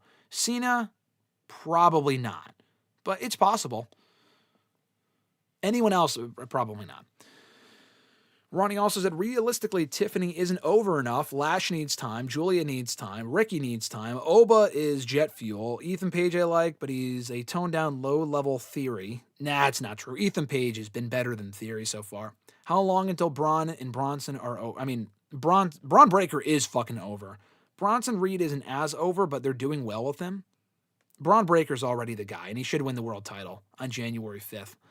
Freak said, who is more likely to be world champion in the main roster, Ethan or Ricky? Good question. Probably Ethan. I also think Ricky, just the size, not that Ethan's this massive dude, but Ricky, I think he just might be too small for them to like build around as like a Daniel Bryan. I think Ricky's good. I don't know if his ceiling is winning a world title. But you know what? I said the same thing about Javon Evans, and I've completely flipped my tune on that in the last few months. I think Javon's fucking awesome, and he's really gotten over and, built momentum and whatnot. So, yeah, I would probably say Ethan has a higher chance of winning a world title. Freak said, also, is Glamour still forever? I would say so. Glamour is forever. That's part of our theme song in NXT, so I would say so. Fernando said, did I hear about Roman rejecting a Mania match with Punk and is pushing for a third Cody match and is becoming Roman Hogan? I've heard about the Roman Cody shit. I hope that doesn't fucking happen. Why would Roman reject a match with Punk, and why would he want to face Cody? For the title? That'd be stupid. I don't know if I believe all of that, but the Punk thing I have not heard. I'd rather see Roman and Punk. That's newer than Roman and Cody. We've seen that fucking twice already, and it's too soon to go back to it. Eric said, I'm streaming for a long time today, huh? Yes, I am. A lot of activity here in the chat. I appreciate all the activity here in the chat, all the comments and whatnot. I forgot to say this. I said this at the start of the video, but I'll say it again. If you guys are here, please like the video. All the support is appreciated. Be sure to like the video before we wind down. I haven't even answered any of the questions yet. I got to get going soon, so we got to wrap this up extremely soon, and I got to go through the questions, the scheduled questions, very quickly. And we got a lot of great ones this week. But yeah, big stream today coming off the Cena retirement. People are really fired up about it, and I appreciate the activity. And we'll be live again on Thursday. Anything we don't get to today, we'll get to on Thursday for WrestleRant Radio. So if you like me answering the questions in the chat, us responding to the chat, we will do more of it on Thursday, I promise. I just don't have I don't have a ton of time usually, but today specifically, I got to get going soon. So anyway, thank you guys for watching. We're not done yet. I'm just saying thank you for watching, period, commenting, all that shit, subscribing if you're new to the channel. Become a channel member. That also helps. And what was I going to say? I don't remember what I was going to say. Like the video if you're watching. It means a lot. Anyway, how would you rank the 4 horsewomen today? Today? Mercedes is I would go Becky 1. I think Becky's just a better all-around performer. Like, her matches are great, but she also has better character work and promos. So I would go Becky 1, Sasha 2, Bayley 3, Charlotte 4. I think they're all great. With Charlotte, she's just not the same performer that she once was. She's still great, don't get me wrong, and I don't want to shit on Charlotte.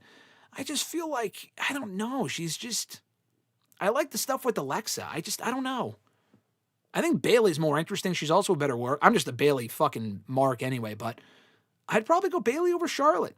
That's probably my current ranking in 2025. In terms of like how they're doing in 2025 and interest level, matches, work this year. Yeah, that's probably what I would say. Eric said, what do I think of Tatum's ceiling is in the main roster? Maybe mid-card. I think Tatum's very good. She's not like the best worker, but like her character work is great. I could see her getting over in like a Rhea-esque way with like just the vibes that she gives. I think she has a higher ceiling than some of the other women in NXT because she's got the character stuff down. That's the thing. Julia is a much better worker, but Julia so far has been booked like a fucking bum for the most part. I think Tatum can have far more success than even Julia just because she has that character stuff down. Not that Julia doesn't have a character. It's a combination of a lot of stuff. I think Tatum will do well on the main roster. Gianni said, Cody and Becky went to acting school. They might surprise people in the future. Yeah, I have seen Cody make any comments recently about wanting to do Hollywood stuff. I know he's been on some shows and shit.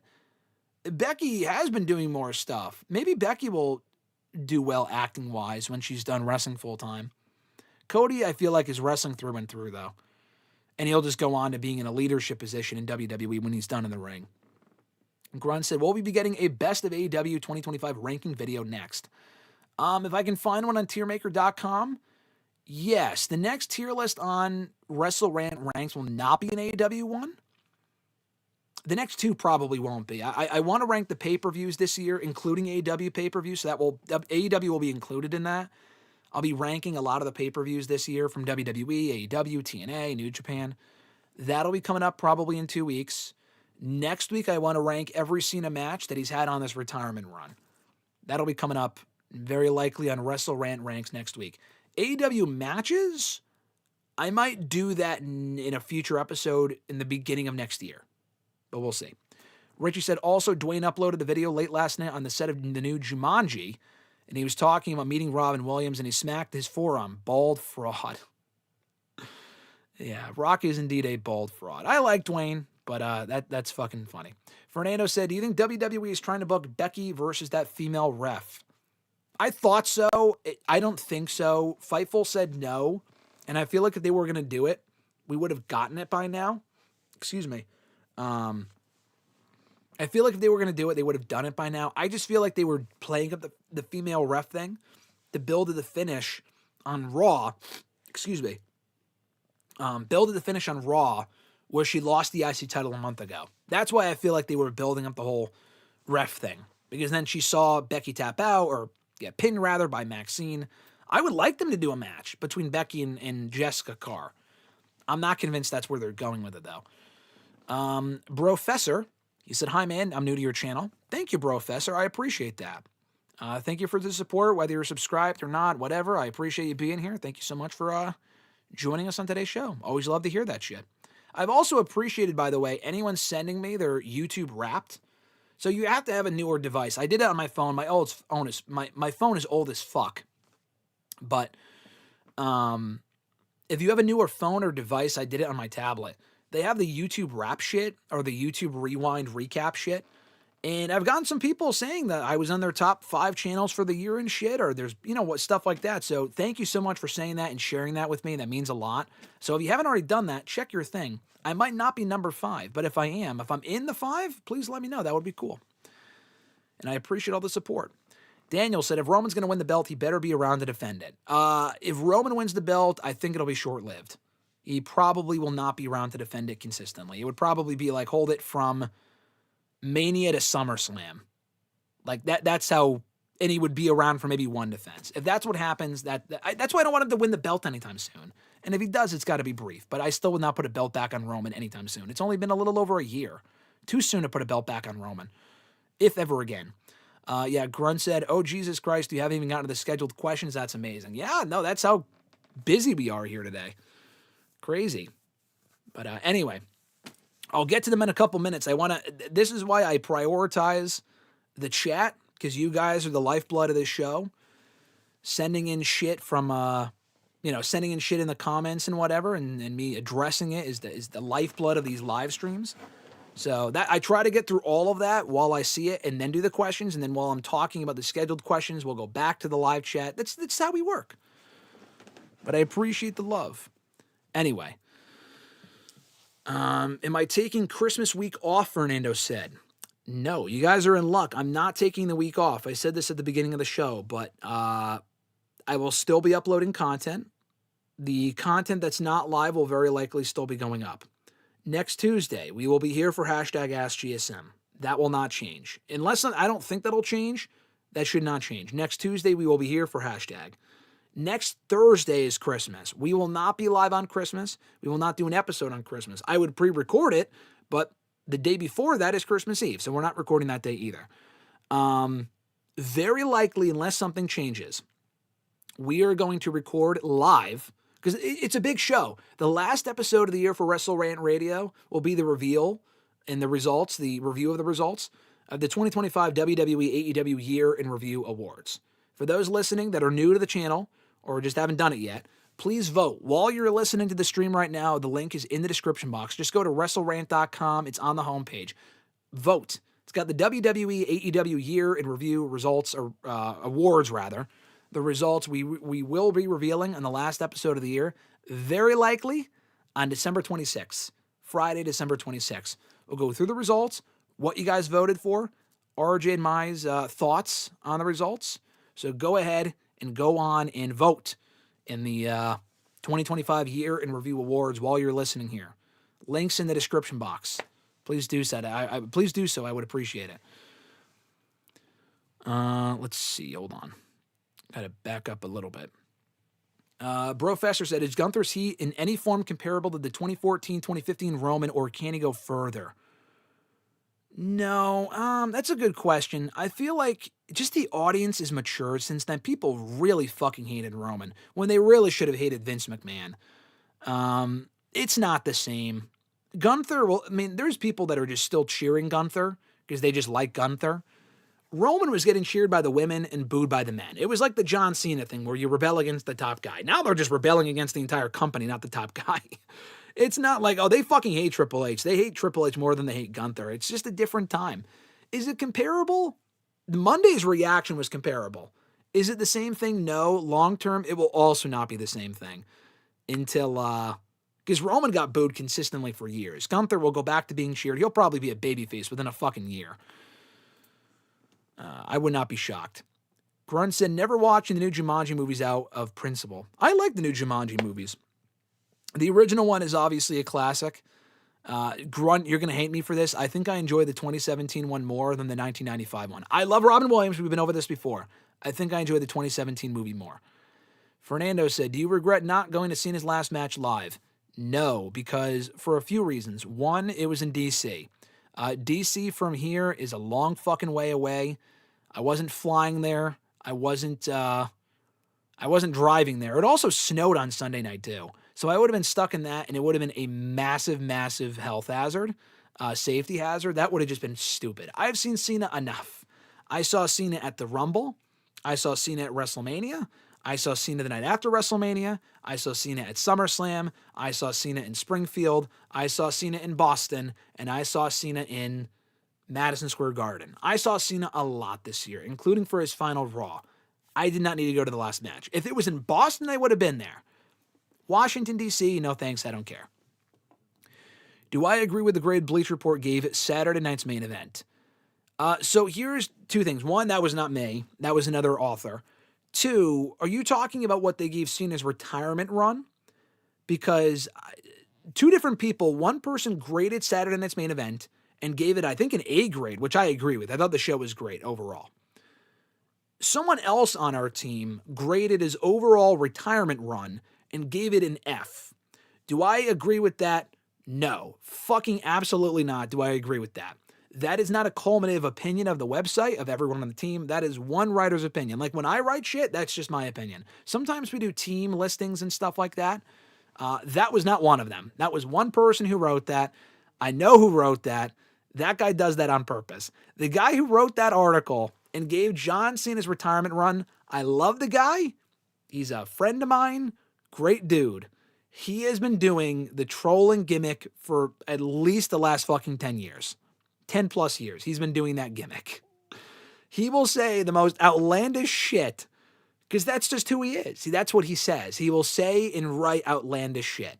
As soon as I saw that, I saw the tweet. I'm like, whoa, what the fuck? Who on our website gave John Cena's retirement run an F? Because usually a lot of us are pretty level-headed. And I'm like, you know what? I think I know who wrote that. And as soon as I clicked on the byline, I'm like, okay, that makes complete sense. And I'm not shitting on him. He's entitled to his opinion. But I feel like it's one of those things where they were just saying shit just to say shit. That did not surprise me at all. Emmanuel said, I remember Bayley lamenting earlier in the year that WWE doesn't consider her that marketable. Yeah, she did say that. I think to Chris Van Vliet. But here's the thing, though. I love Bayley. Bayley's got to be my favorite women's wrestler on the entire show, and has been for the last 10 plus years. All right? She's not as marketable as Becky or Mercedes. She's just not. And I'm not saying it's not like a looks thing. Bayley, and honestly, she's probably the least marketable of the four. I think Bayley's had a better year. I think she's a better worker, a better talker at this point than Charlotte.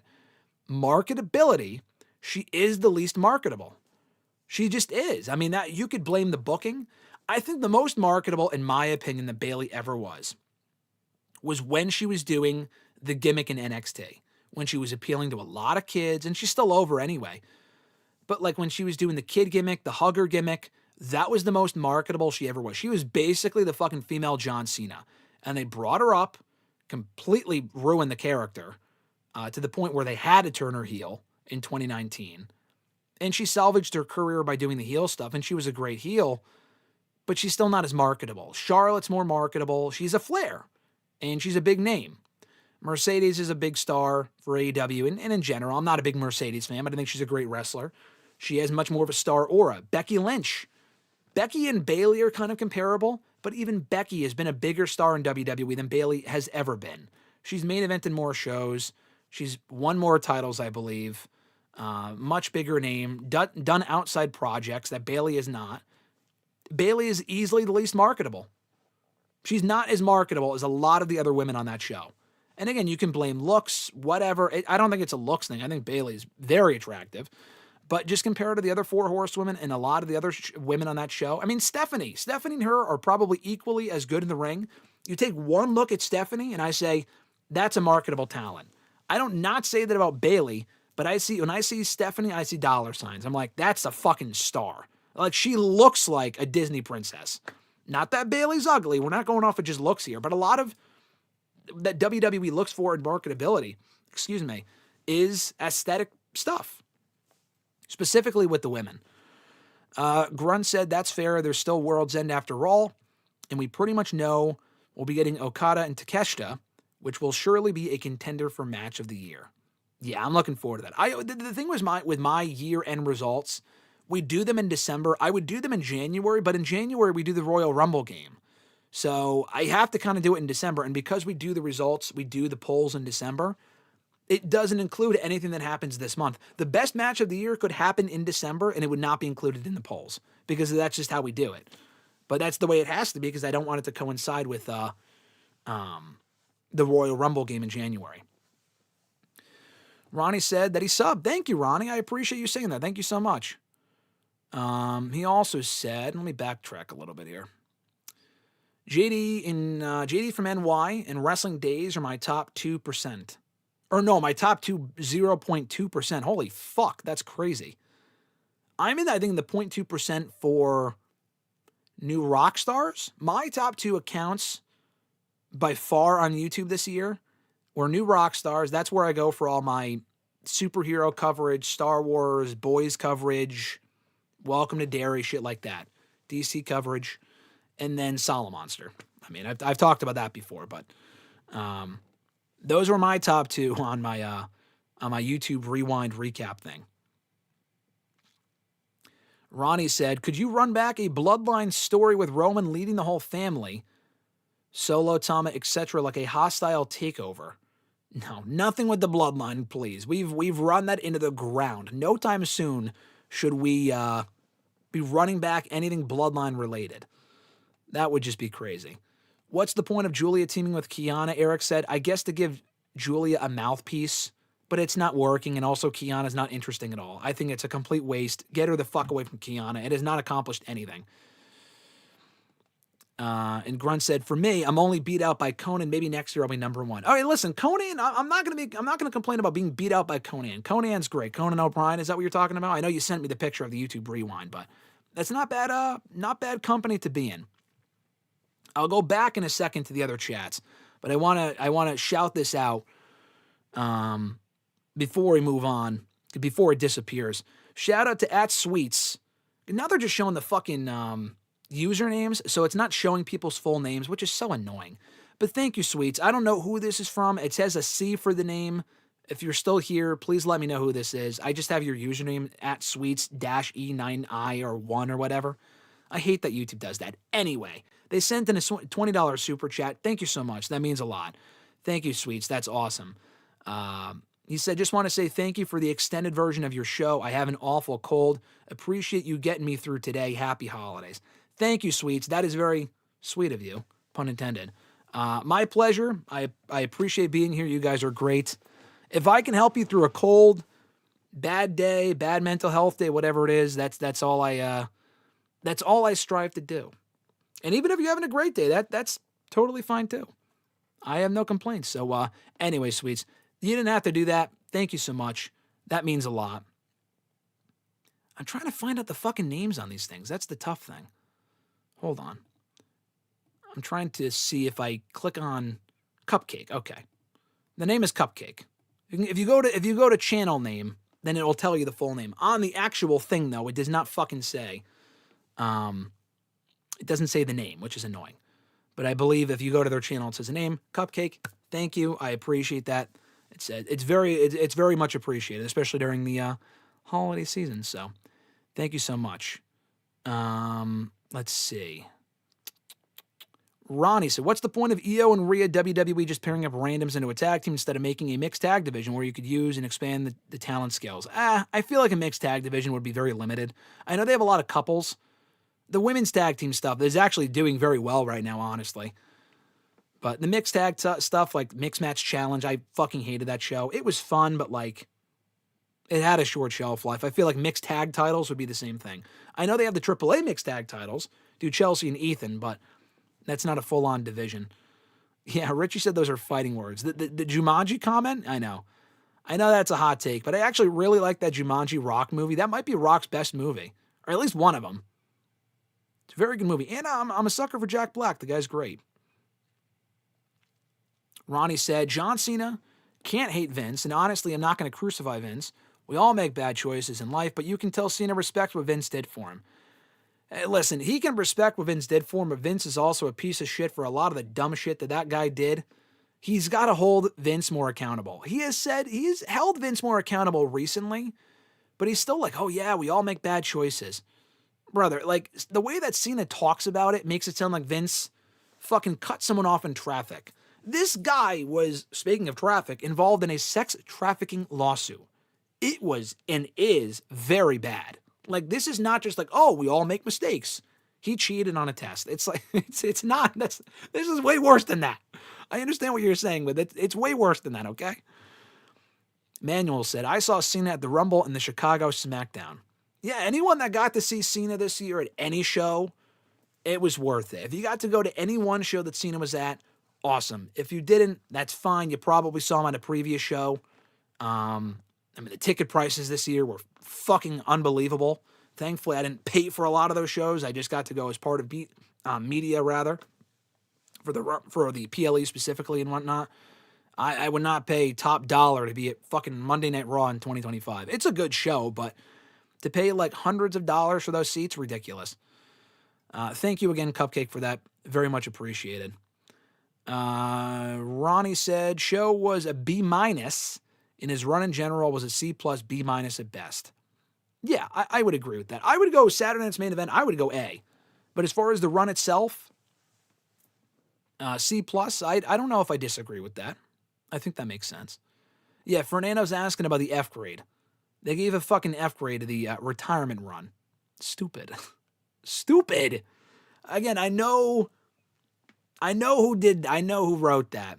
And I was laughing when I saw it because it doesn't surprise me. I don't agree with that at all.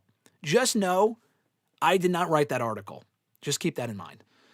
Richie says, BRB, I've got a lame-ass meeting. Oh, sorry to hear that, Richie. Hope you enjoy your meeting. Good luck. We might be done by the time you come back, but we've already been live for almost 3 fucking hours, so maybe not. I'm not sure, but good luck with your meeting. Ronnie agrees. I hate lame-ass meetings.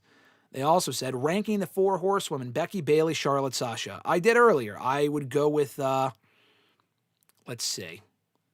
Ranking the 4, I said earlier, Becky 1, Sasha 2, Bayley 3, Charlotte 4. What are we ranking, like, in 2025, or are we ranking my favorites? Because Bayley is, like, number 1, and it's not even close. But if we're ranking them based on what they're doing right now and how interesting they are, the work they've done this year, that would be my ranking.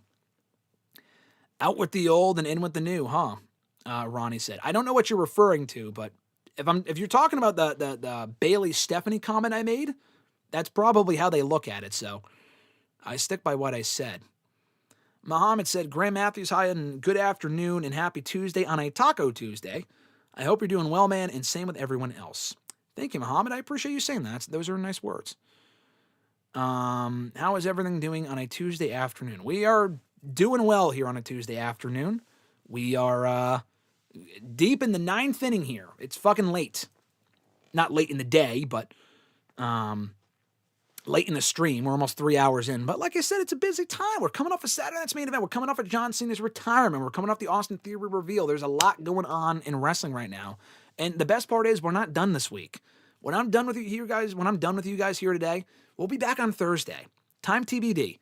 But we'll be back on Thursday for WrestleRant Radio, talking more about the Cena shit and the theory stuff and what I agree with, what RJ agrees with. You might be surprised. We might be doing some stuff coming up on Thursday where he has some opinions that I don't agree with and vice versa. So keep an eye out for that. Daniel said he just voted. Thank you, Daniel. What he's referring to is head on over to WrestleRant.com. The link's in the description box, top of the description. Go vote in the 2025 Year in Review Awards.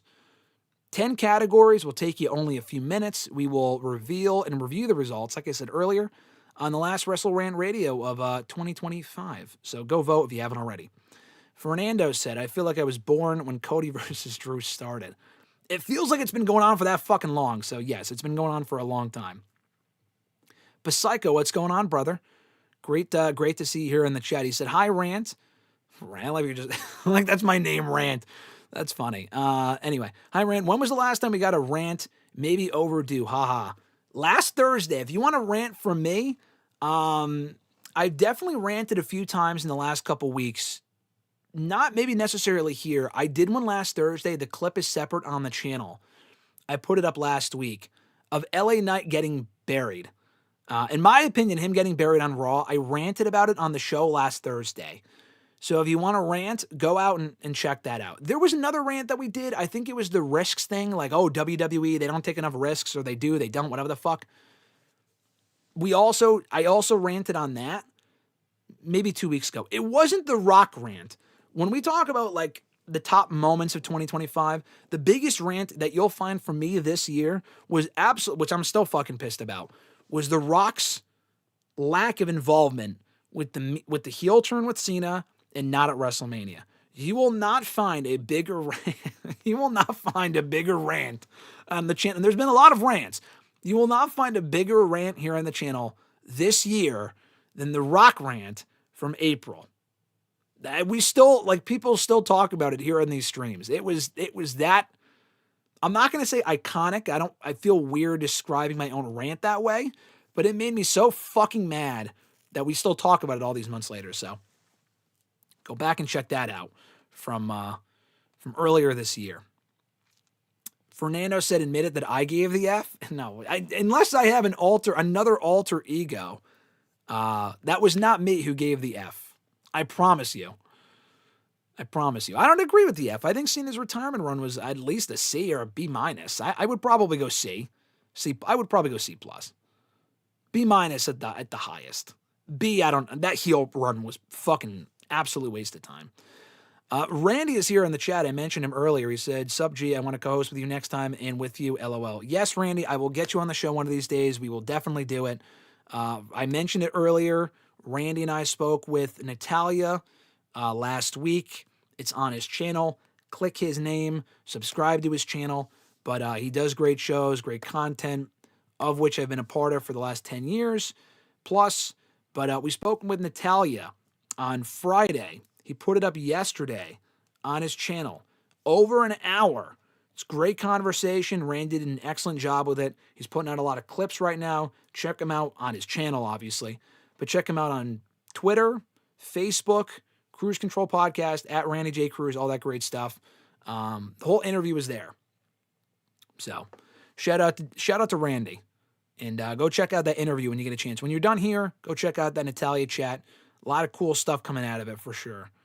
Muhammad said, imagine if John Cena's retirement was a work and an angle and part of the storyline. That would be fucking awful.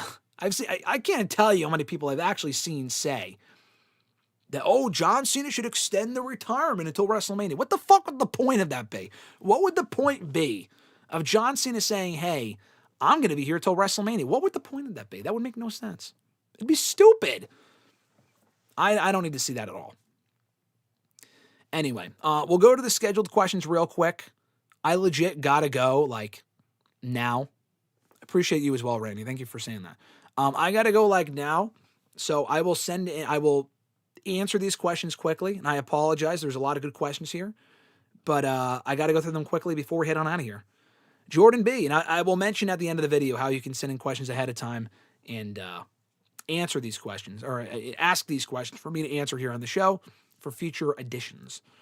Jordan B. from Facebook said, I think from YouTube, not Facebook. He said, do you think Raquel Rodriguez will win the Women's World Championship in the future? Not a slam dunk, but I think so. I'm inclined to say no, but I feel like she's improved. She's also challenged for the championship a few different times. I can see like Liv winning the belt back and then Raquel turning on her and winning the belt. So you know what? I'm going to say yes. I could see Raquel at some point. Definitely the IC championship. But the Women's World title, I know she challenged for it last night and lost. It was no contest, whatever. I'm going to say yes. And by the way, if you have any last minute comments, throw them in the chat. I will address them, answer them quickly before we wind down after I'm done answering these questions, by the way. Jordan's second question that he sent in. How would I rank all of Rey Mysterio's tag team partners with Dominic, RVD, Batista, Edge, and Eddie Guerrero? Good question. They were all great. I would rank them as Eddie 1, RVD 2, Edge 3, Batista 4, Dominic 5. Dominic was definitely the weakest partner, and Dominic is great, but now the other four I would say were better. And I liked all of those teams, but I think Eddie was definitely the best partner for Rey at that point, 05 or 04 or whatever. Third question from Jordan.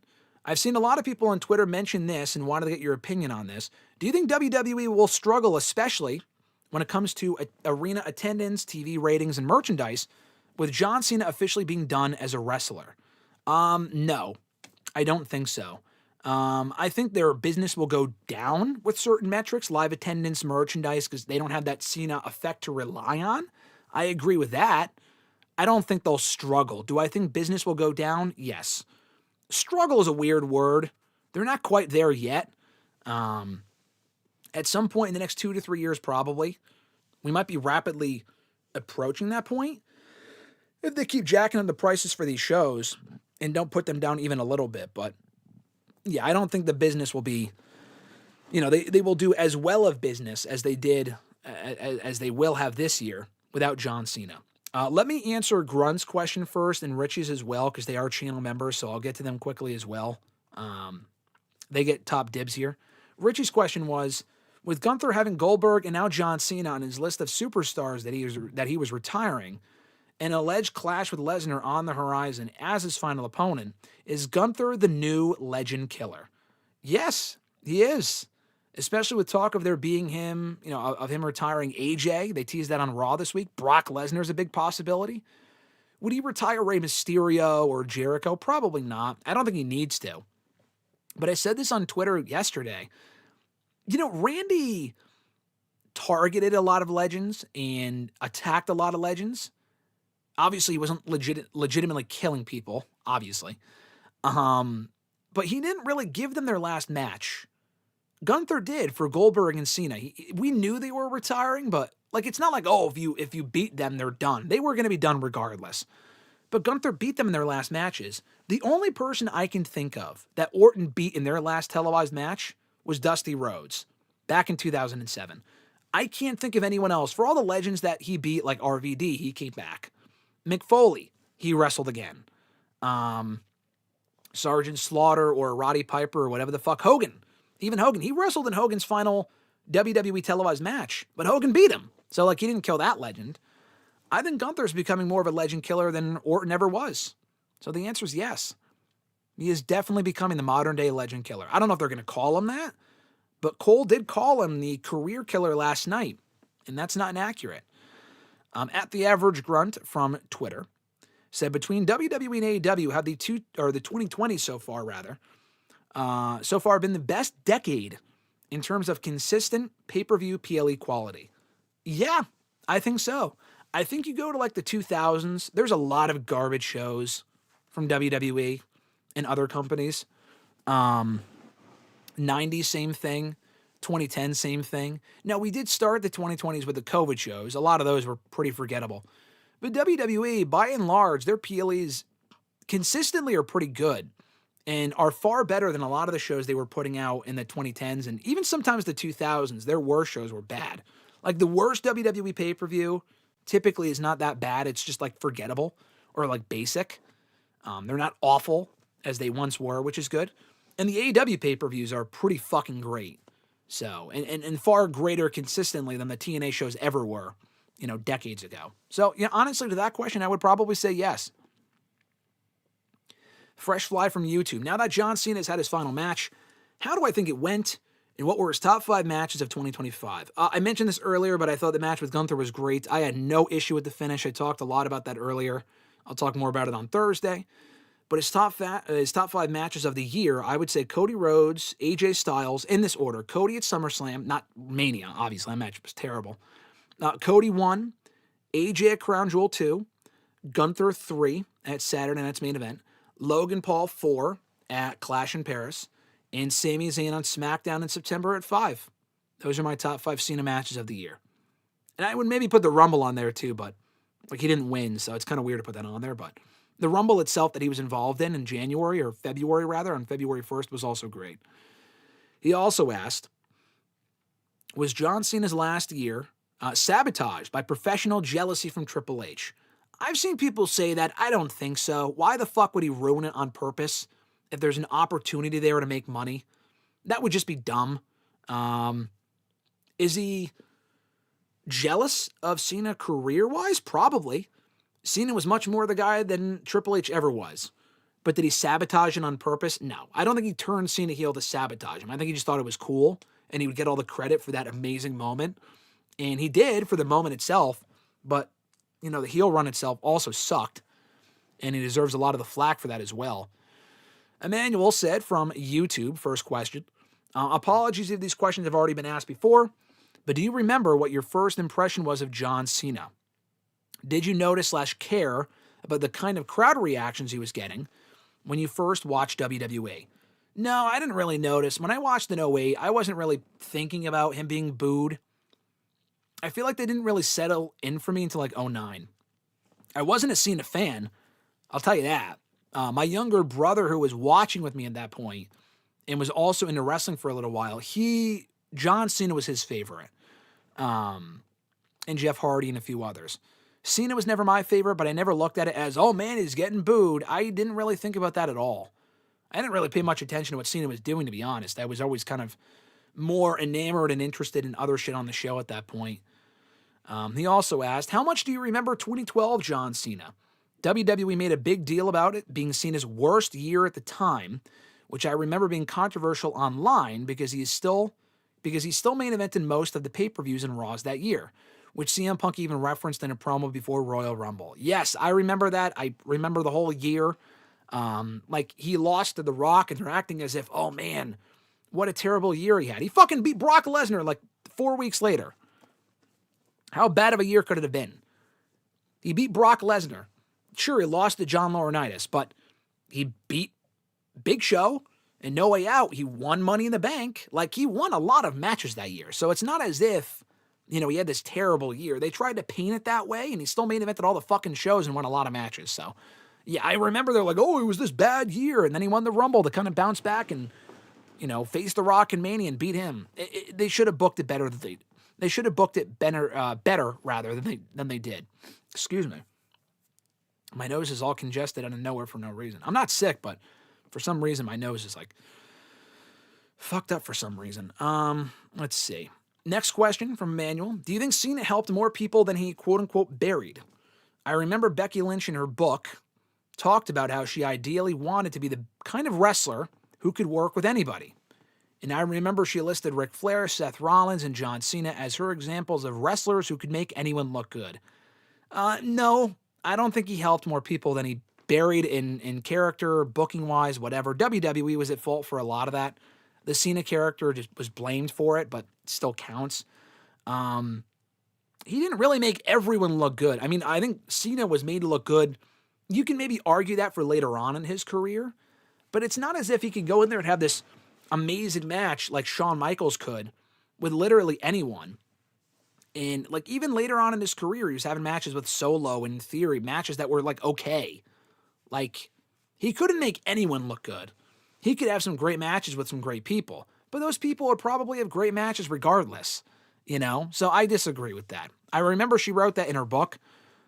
I can't say I would agree. I would put Rollins. I would agree with. Flair, maybe. I would put Shawn Michaels on there, or even maybe Bret Hart before John Cena in that category. Brandon A. from YouTube. Happy to hear from you, brother. He hasn't sent in a question in a while. He said, what's up, GSM? Brandon A. here apologies. Easy for me to say. Apologies for my absence. I feel like every time I get back on track with the show, I fall off soon after. It's just very hard to keep up with everything. But it's Christmas time, and there's unfinished business from last year. I mentioned last year that I wanted to get updates on what new Christmas movies you have watched so I could do another rendition of the Christmas card. I remember that. That was a great idea. You answered, but I never ended up sending it in. As a reminder, back in Christmas of 2020 or 2021, I think it was 2021, but I don't remember. He said, I sent you a list with a bunch of Christmas-related matches using famous Christmas movie characters or figures. Last year, I wanted to do another one and asked you for an updated list of Christmas movies that you have seen in the last few years. I'm going to ask that of you one more time, and this time I will follow up on it, he says. I'll get back to asking some wrestling-related questions soon, and oh boy, do I have some hot takes and some things I want to run by you. Quick spoiler, I'm a lot higher on WWE than many fans are right now, and believe they aren't doing nearly as bad as people are saying. Interesting. A lot of issues I think are wrestling problems as opposed to WWE or Triple H problems, but I'll get into that later. For now, Christmas, let me know, and thanks for all that you do. You are killing it. Merry Christmas. Thank you, Brandon, for, first of all, coming back. Second of all, for the question. Third of all, for the Christmas card that you are hopefully going to send in at some point. That's always a great idea when you've done that in the past. So Christmas movies that I've seen, a lot of them, but I wrote down 5 here. Violent Night would be number 1. Violent Night with the guy from Stranger Things is fucking amazing. That's a great movie.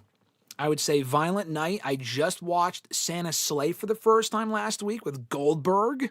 What a fucking movie that was. That was beyond terrible, but like in the best way possible. It was like The Room, it felt like, of Christmas movies. Spirited with Will Ferrell and Ryan Reynolds. I watched that 3 years ago. The Holdovers, I guess, is a Christmas movie, right? I watched that a year or two ago. Great movie. And not a movie, but the Santa Claus show. The Santa Claus Is, or whatever the fuck it was. It was the Disney Plus show. They came out with the Tim Allen movies, but they also came out with a show on it a few years ago. And I watched that, so add those to your list. See how that affects your Christmas card, and let me know. No L from Facebook. In your honest opinion, what was the worst booking decision in WWE in 2025? The John Cena heel turn. The heel turn itself was great. The execution was awful. I just wouldn't have done it. Easily the worst booking decision this year in that company, just in general, probably. The execution of that sucked and really ruined a lot of the programming there for a little while coming out of WrestleMania. Their second question, do you see Judgment Day breaking up by next year? And do you see either Roxanne Perez or Liv Morgan being the cause of the group breaking up? Yes and yes. Liv Morgan specifically. I think Liv Morgan will turn face or break away with Dom, and that should break up the Judgment Day. Long overdue. At Iwagu91 from Twitter. Do you think that CM Punk's Hell in a Cell match with Drew McIntyre is his best match since returning to wrestling? Yeah. Probably. Including his AEW matches. There were some great AEW matches. I would probably put that Hell in a Cell match, though, over the MJF dog collar match. And that might be a hot take, but I think the Hell in a Cell match was better. So, yes, I do think that's been Punk's best match since being back in wrestling since 2021. He also asked, which CM Punk feud is better after his return? The MJF feud or the McIntyre feud? So this is where I'll go with MJF. I think the McIntyre Hell in a Cell match is better than the dog collar Punk MJF match. But the better feud, in my opinion, MJF. It was shorter, still long, but shorter, better. The McIntyre feud was excellent, but it went on for a little too long, and it kind of got repetitive after a while, so I'll go MJF on that one. He said, I've been reading some comments that Billy Starks might be the one to end Athena's very long reign as ROH Women's World Champion. Do you think the same as well? She probably will be, and I just don't care. They've already built her up twice to lose to Athena. A third time's the charm. It's been 3 fucking years. I mean, I think Billy Starks is fine. I think she makes sense. But if you were going to do that, they should have done it a year ago. At this point, I don't give a fuck at all. So it probably will be Billy because Athena's been beat. She's beaten everyone else. Who else could it possibly be at this point? At Richie Rich, I already answered Richie's question. Last question from @millennial_noob. What are your thoughts on the finish of John Cena versus Gunther? I found it a good way to end John Cena and his career. Well, I already talked about it earlier, but I thought it was great. Didn't have an issue with the finish. I get why people might be bothered by it. I thought the tap-out shit was great. It did not ruin Cena's last match. It did not ruin his retirement run. Anyone claiming that it did are fools. I mean, it is about how you finish. I get that. But it made sense. To me, it made sense. And I explained why earlier. I will explain again on Thursday on WrestleRant Radio why I feel that way and why I enjoyed it and why I had no issue with it. So, that's that. We'll wind down here with some last couple of chats. Hold on. Daniel saying, Randy and Graham are the man. Thank you, Daniel. I appreciate that. Richie with the Love Ziggler emojis in the chat there. Daniel, same thing. Got Veer as well in the chats. Love seeing it. Emmanuel said, I don't know how much longer you're streaming, but if you read this, do you think Randy Orton's last match would be against Gunther at this point? I could see it, but at the same time, Randy will not be done anytime soon. I know it would make sense with the current Legend Killer ending the original Legend Killer's career. I'm going to say no, because by that point, I feel like that gimmick for Gunther might be over, or they've moved on to something else. I don't think Randy retires in the next 2 or 3 years, probably after that. So I wouldn't hate it, but I think it's cool. So I would have no issue with it, but it's probably not imminent. So I'm going to say no. I don't think Gunther has Orton's last match. Emmanuel also said I have to leave. If I'm not here next week, happy holidays. Thank you, Emmanuel. I appreciate it. Happy holidays to you as well. And that goes for the rest of you as well. Happy holidays, Merry Christmas, Happy Hanukkah, Kwanzaa, whatever you celebrate. Something, if nothing, doesn't matter. Have a great week. We celebrate the holidays every year here on the show, and it's always a great time of year. And Daniel said, missed using the Love Ziggler emojis. W chat and W stream as usual. Richie also said, thank you guys. I appreciate that. This has been awesome. Fucking long stream. Very successful stream. Thank you again to everyone that joined in, left a comment, sent in a question ahead of time, sent in a question in the chat. Thank you to Cupcake again for the $20 super chat. Amazing. Means a lot. Thank you so much. That is wonderful. I really appreciate that. Thank you to Daniel. Became a channel member. Thank you to Daniel as well. Always thank you to Daniel. Daniel's the man. And that's about it. Thank you to those that have subbed, liked. Be sure to like the video on your way out. And it's a very simple little button there. Click the thumbs up. Also sub if you haven't already. If you're watching after the fact or live, be sure to do that. And hit that notification bell to be notified every time we go live here on the channel and every single time we upload new content, which is pretty much daily. So you're never missing a video if you have those notifications on. So we'll be live again on Thursday for WrestleRant Radio. Do you want to shout out our channel members real quick? Alexis, Miss Mon Matthews, Dillon, DiGiacomo, Mrs. Renee, DJ Swerve1 at Swerve1 on IG, RJ Marceau at RJ_Marceau on X, John Ritland, Real Honesty with John Ritland on YouTube, Richie, Red Planet Wrestling on YouTube, of course, mentioned him earlier, Daniel Malcolm, find him on the Twitter machine as well, and Average Grunt at Grunt Wrestling, .bluesky.social at Blue Sky. Daniel is at OnQuarter on Twitter as well, forgot to mention that. Thank you to our fine channel members. More information on that for the holiday season. Do you want to support the channel, support what we do here at WrestleRant and hashtag AskGSM, consider becoming a channel member. You get badges like what Richie and Grunt and Daniel have. You get the badge next to your name with the WrestleRant logo. You also unlock access to certain emojis like the Love Ziggler emoji, V emojis, and more. More of those coming soon as well.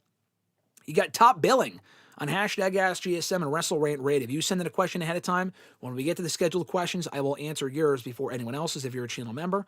You also get early and ad-free access to certain videos here on the channel and so much more, so check that out as well. $5 a month. More information down below in the description box. Be sure to vote in the 2025 WWE AEW Year in Review Awards. Link below in the description box as well. At the top of it, it should be. We will reveal and review those results on WrestleRant Radio next Friday, most likely. And that's really about it. Be sure to check out our Pro Wrestling Tee store as well. I will, if I can point to the fucking shirt. There we go. I don't know why I can't tell where it is, but yeah, we have a shirt. We have a Christmas shirt available. Alexis did that. Available now. I'll move over so you can get a better look at it. That is our Christmas WrestleRant shirt available right now at ProWrestlingTees.com. Check it out in the description box down below.